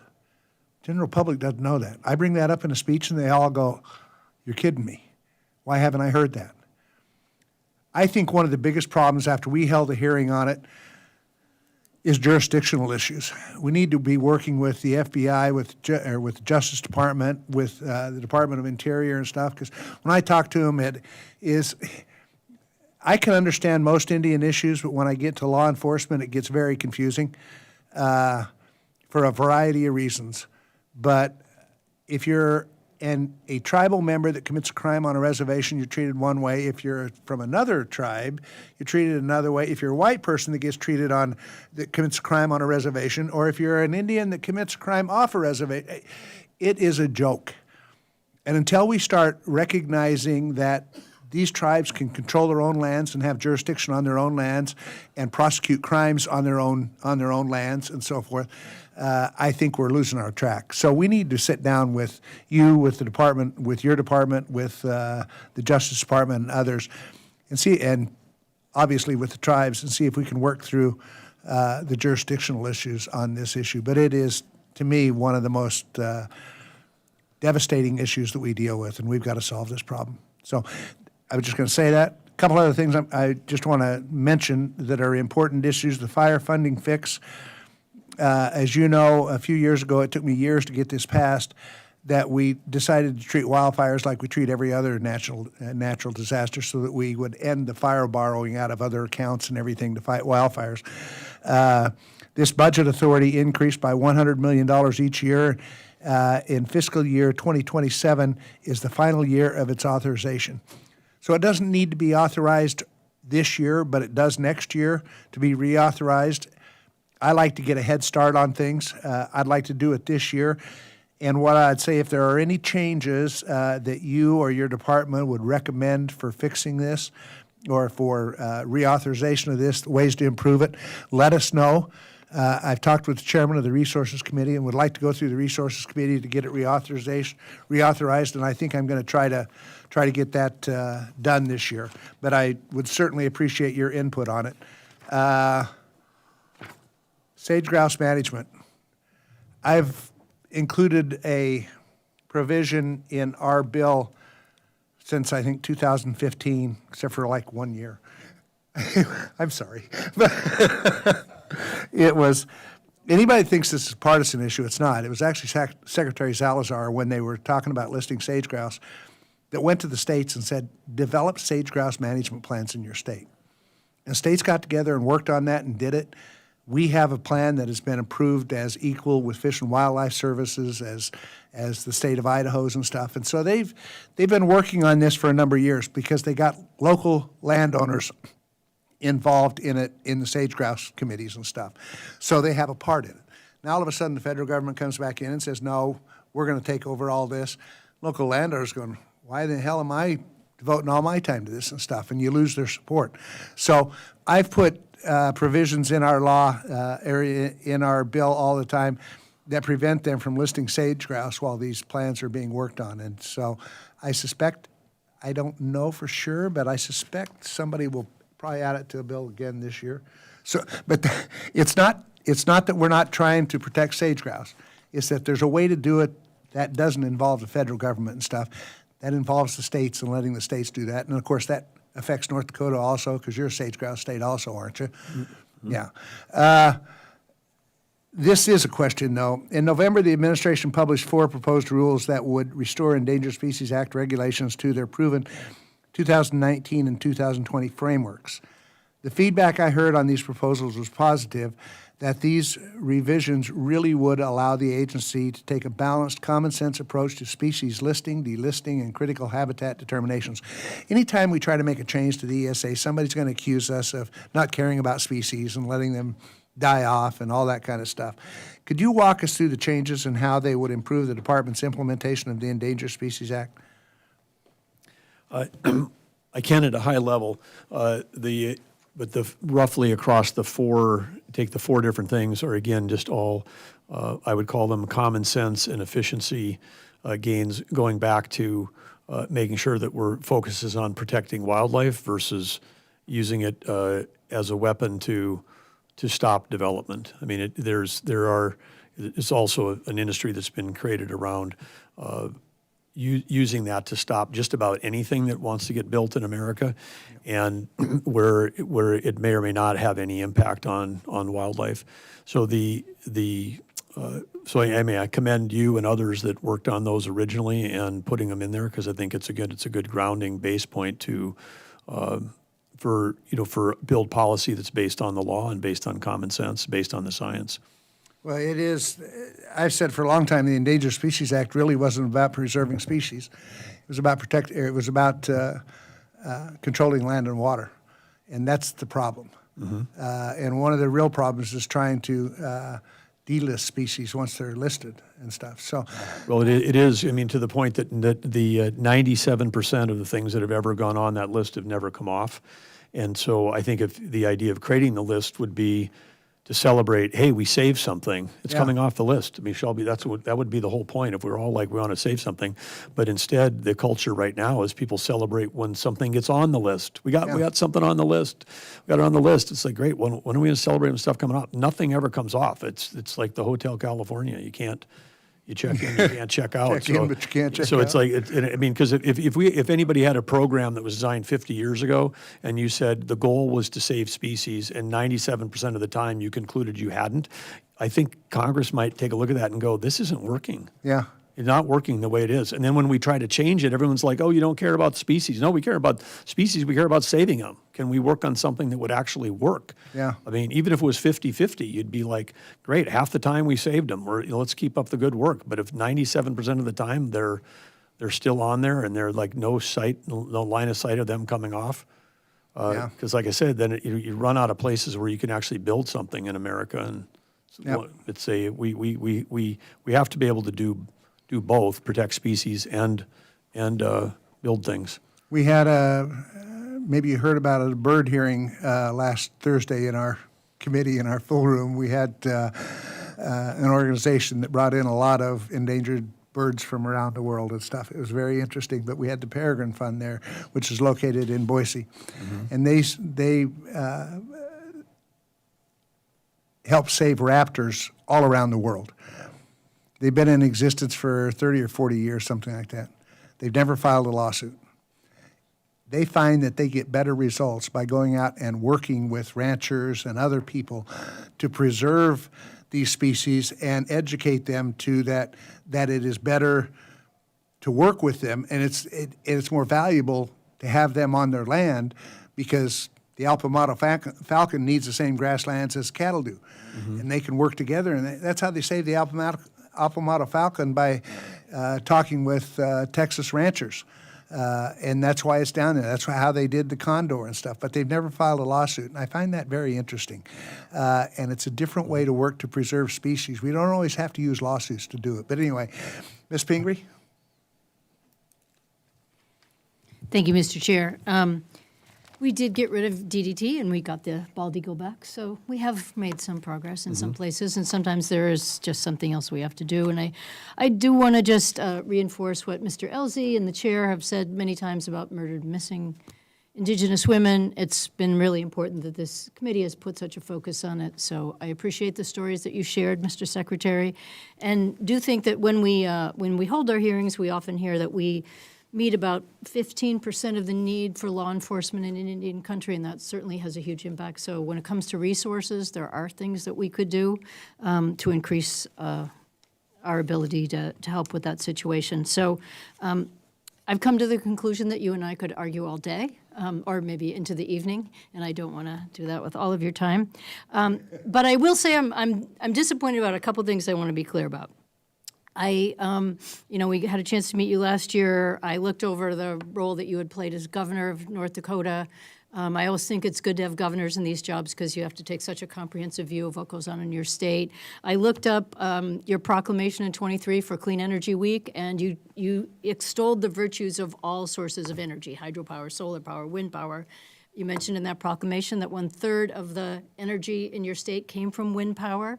And that you were 5th or 6th in the nation in wind power. Texas is one of those states. Iowa is one of those states. And we've really proven that renewable energy can make a difference. So I disagree with your argument that we shouldn't be investing. And I think what Mr. Harder said is it just starting to feel like there's a double standard. Maybe you felt like the other administration had gone too far in the other direction. But by, many accounts, we subsidize oil and gas to huge levels. It's about $35 trillion at the federal level, $35 billion. At the federal level, and the IMF says it's closer to $1 trillion when you really look at all of the benefits that oil and gas gets, the costs of it, the health costs of it, environmental damage, and certainly at the federal level, when I talk about $35 billion, I'm talking about tax breaks for drilling, the use of public land at low prices, environmental loopholes, and just many of the things. I just disagree with many of the things that you said. I mean, yes, we have solar panels that are Chinese made, but that's part of the problem is that the previous Trump administration and other administrations wouldn't make that investment up front to make sure we built our own industry. We're about to see that happen with electric cars because of what this administration has done to discourage people using electric cars. And believe me, they're going to buy them with gas prices staying this high, but they're all going to just pour in from Canada now because electric cars are going to come from China via Canada. So I think we make a huge mistake. When you talk about the intermittent supply of those powers, in most situations, and I'm sure you did it in your state, you built it into the process. You talk about having, base load. I'm not arguing with you about that. I'm arguing with cutting out the opportunities for solar and wind. And that's critically important. I looked up something that ISO had said. Let's see if I can. ISO New England, I'm sure you know, they control our grid in New England, and when they saw those 5 projects were canceled, they said these projects are particularly important to system reliability in the winter when offshore wind output is highest and other supplies of fuel supply are constrained. It goes on to talk about many other things and why we were counting on that in the Northeast in those wind projects. I'm lucky enough to live in an offshore community myself. We're served by wind power.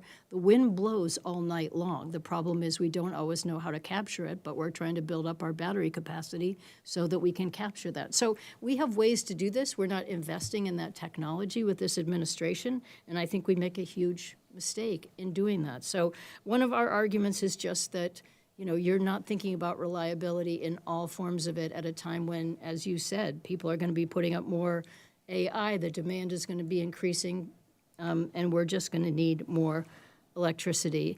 And the last was about regulation. I just want to be clear. I don't want you to think I'm trying to use any misstatements or political vitriol to argue back at you. But when I was talking about the issues that I have deep concerns about around the offshore oil drilling and some of those changes that you're making, I did look it up. There are adjustments being made to the blowout preventer regulations. It was the blowout preventer that was a deep cause of what happened in the Deepwater Horizon and in decommissioning requirements. So I double-checked. There are changes that you're making, and I'm worried that it will lessen the standards. I'm very worried about this combining of administrations will put us back to where we were before. So that's kind of repeating and arguing the points that I've already made, but I think I'm right and you're wrong. So just had to say it. And I'm trying to use facts. If I can be clear on one thing, that we're, in this administration, we support hydro, great form of baseload. We support nuclear, which has been under attack in parts of our country, and we're doing great things to try to bring nuclear back. Geothermal represents a huge opportunity for this country, and where the advancements in geothermal is going to come from is getting to advances in material science, which are going to be driven in large part by AI, but it's also going to be driven by all the knowledge we've gained through the entire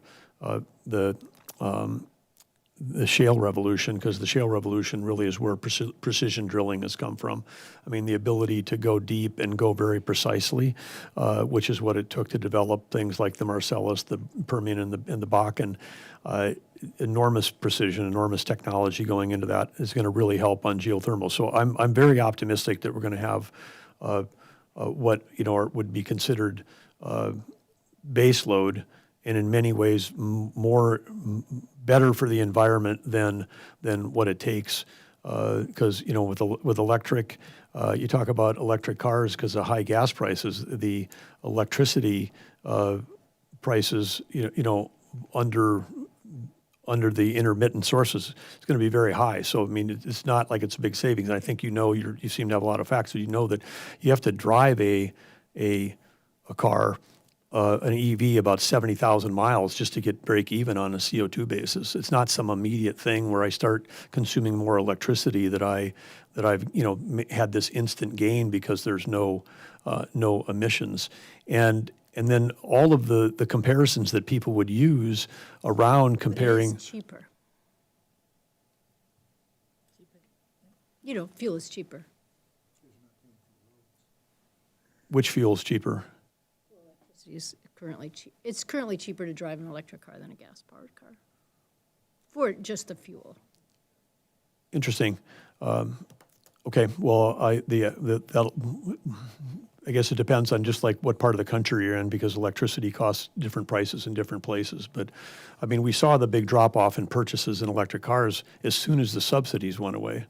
People were buying cars because of the subsidy, and the concentration of electric cars in terms of where purchases occurred was very confined to certain areas, and as it should, because if you're driving an electric car in North Dakota in cold weather, you don't get the mileage that you do in someplace warm. And then we had, so we would have these things where the subsidy was the same whether you were living in Alaska or North Dakota as if you were living in Arizona. And we had the same subsidies for solar if you were in a northern climate versus if you were in southern Utah. And so if you're ever going to get back to, hey, we got to subsidize these things to make them work, and we got to use taxpayer dollars to do it, then latitude needs to come into the thinking, because these things vary a lot in both the production of electricity and the consumption of electricity based on temperature. Again, that's just physics. But it was a one-size-fits-all in terms of how we were, thinking about these subsidies, which also led to really uneven and maybe unexpected things. But I'm just saying again, to suggest that we're not for clean and baseload power when this administration has done more for nuclear with the 4 executive orders that came out last year. There's billions of dollars capital flowing back into small modular nuclear. The example that Representative McCollum used on the Wind River example is a great one, because there are places where you can't get transmission to rural areas, where having solar on top of a household to be an adjunct to some sort of hydrocarbon-like. Okay, I'm just going to freeze that in time. So you did say something positive about solar on top of a household. Just want to remember that. And long that's as a it's- very good. So we don't need, everybody doesn't need to be on the grid. Just to be clear, my house has solar power on the top roof of my household, and so I just plug in my car and I make my own electricity, and it all works well. And did a I just plug taxpayer, it more often. and I'm guessing a taxpayer subsidy helped pay for the panel, and I then you did got do to. it before we had the taxpayer subsidies. Okay. But I did appreciate that we did that. But if you're going to spend $35 billion a year subsidizing oil and gas, it's not a bad idea to subsidize those houses that could benefit from it. I won't get into a debate about the number that was and who produced that number and what that means, because that's a cumulated set of projected costs as opposed to an actual thing where we were sending federal money out to companies doing these projects. So, I mean, and we started off the conversation talking about offshore wind. You could have a hearing of offshore wind people, and they from Europe or from, and they would all come in the room and say that we knew we weren't really producing electrons. We were just harvesting tax credits. I mean, they'll tell you that. I mean, that's why they were pursuing those things. It made economic sense. These are shareholder-driven global companies. They were pursuing and coming to do projects here, not because it was the cheapest form of electricity or because it was the subsidies were so massive. I mean, the project value was really, really high. But you see them throughout Europe. Most European countries now depend on some form of offshore wind, certainly Norway, Denmark. Yeah, and their electricity costs are through the roof, and their economies like Germany are collapsing because they don't have reliable electricity in an era where everybody I needs don't think electricity. Norway's in any kind of collapse. No, because they have a $1 trillion sovereign wealth fund built by selling North Sea oil. That's why they have They've it. invested it in renewables. I should not keep doing this. I apologize, Mr. Chair. I thank you for your time. As I said, I have a feeling you and I could do this for quite a long time. We could, but I want you to know that there is a broad set of things, and it's not like everyone says all of the above. Why can't you do all of the above? The last administration said all of the above, and then there was a set of rules that were completely punitive against the stuff that we needed to actually have baseload power in this country. It was just too early. It was too premature to say we're going to shut all that down and we're going to transition. There was no transition happening. It was subtraction at a time when we need addition.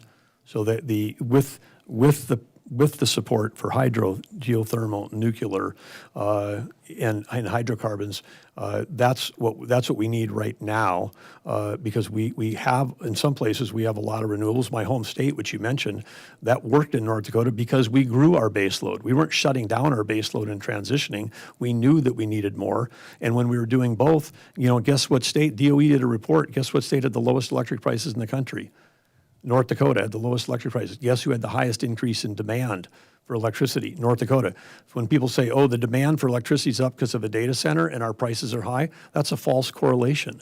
And I worry about the Northeast. The Northeast has got 20% of our population, and it's on track to get about 2% of the next wave of CapEx spending in the country, because people aren't going to invest someplace where you wouldn't put a wheat mill where wheat costs 3 times as much. No one's going to come in and put in the next generation capital expenses in a place where the electricity prices are high. And that's why I've enjoyed working with Ned Lamont. He gets it. He gets that there has to be natural gas from Pennsylvania. We have $3 gas in Pennsylvania, and during this winter it was $15 in Maine. Why are we subjecting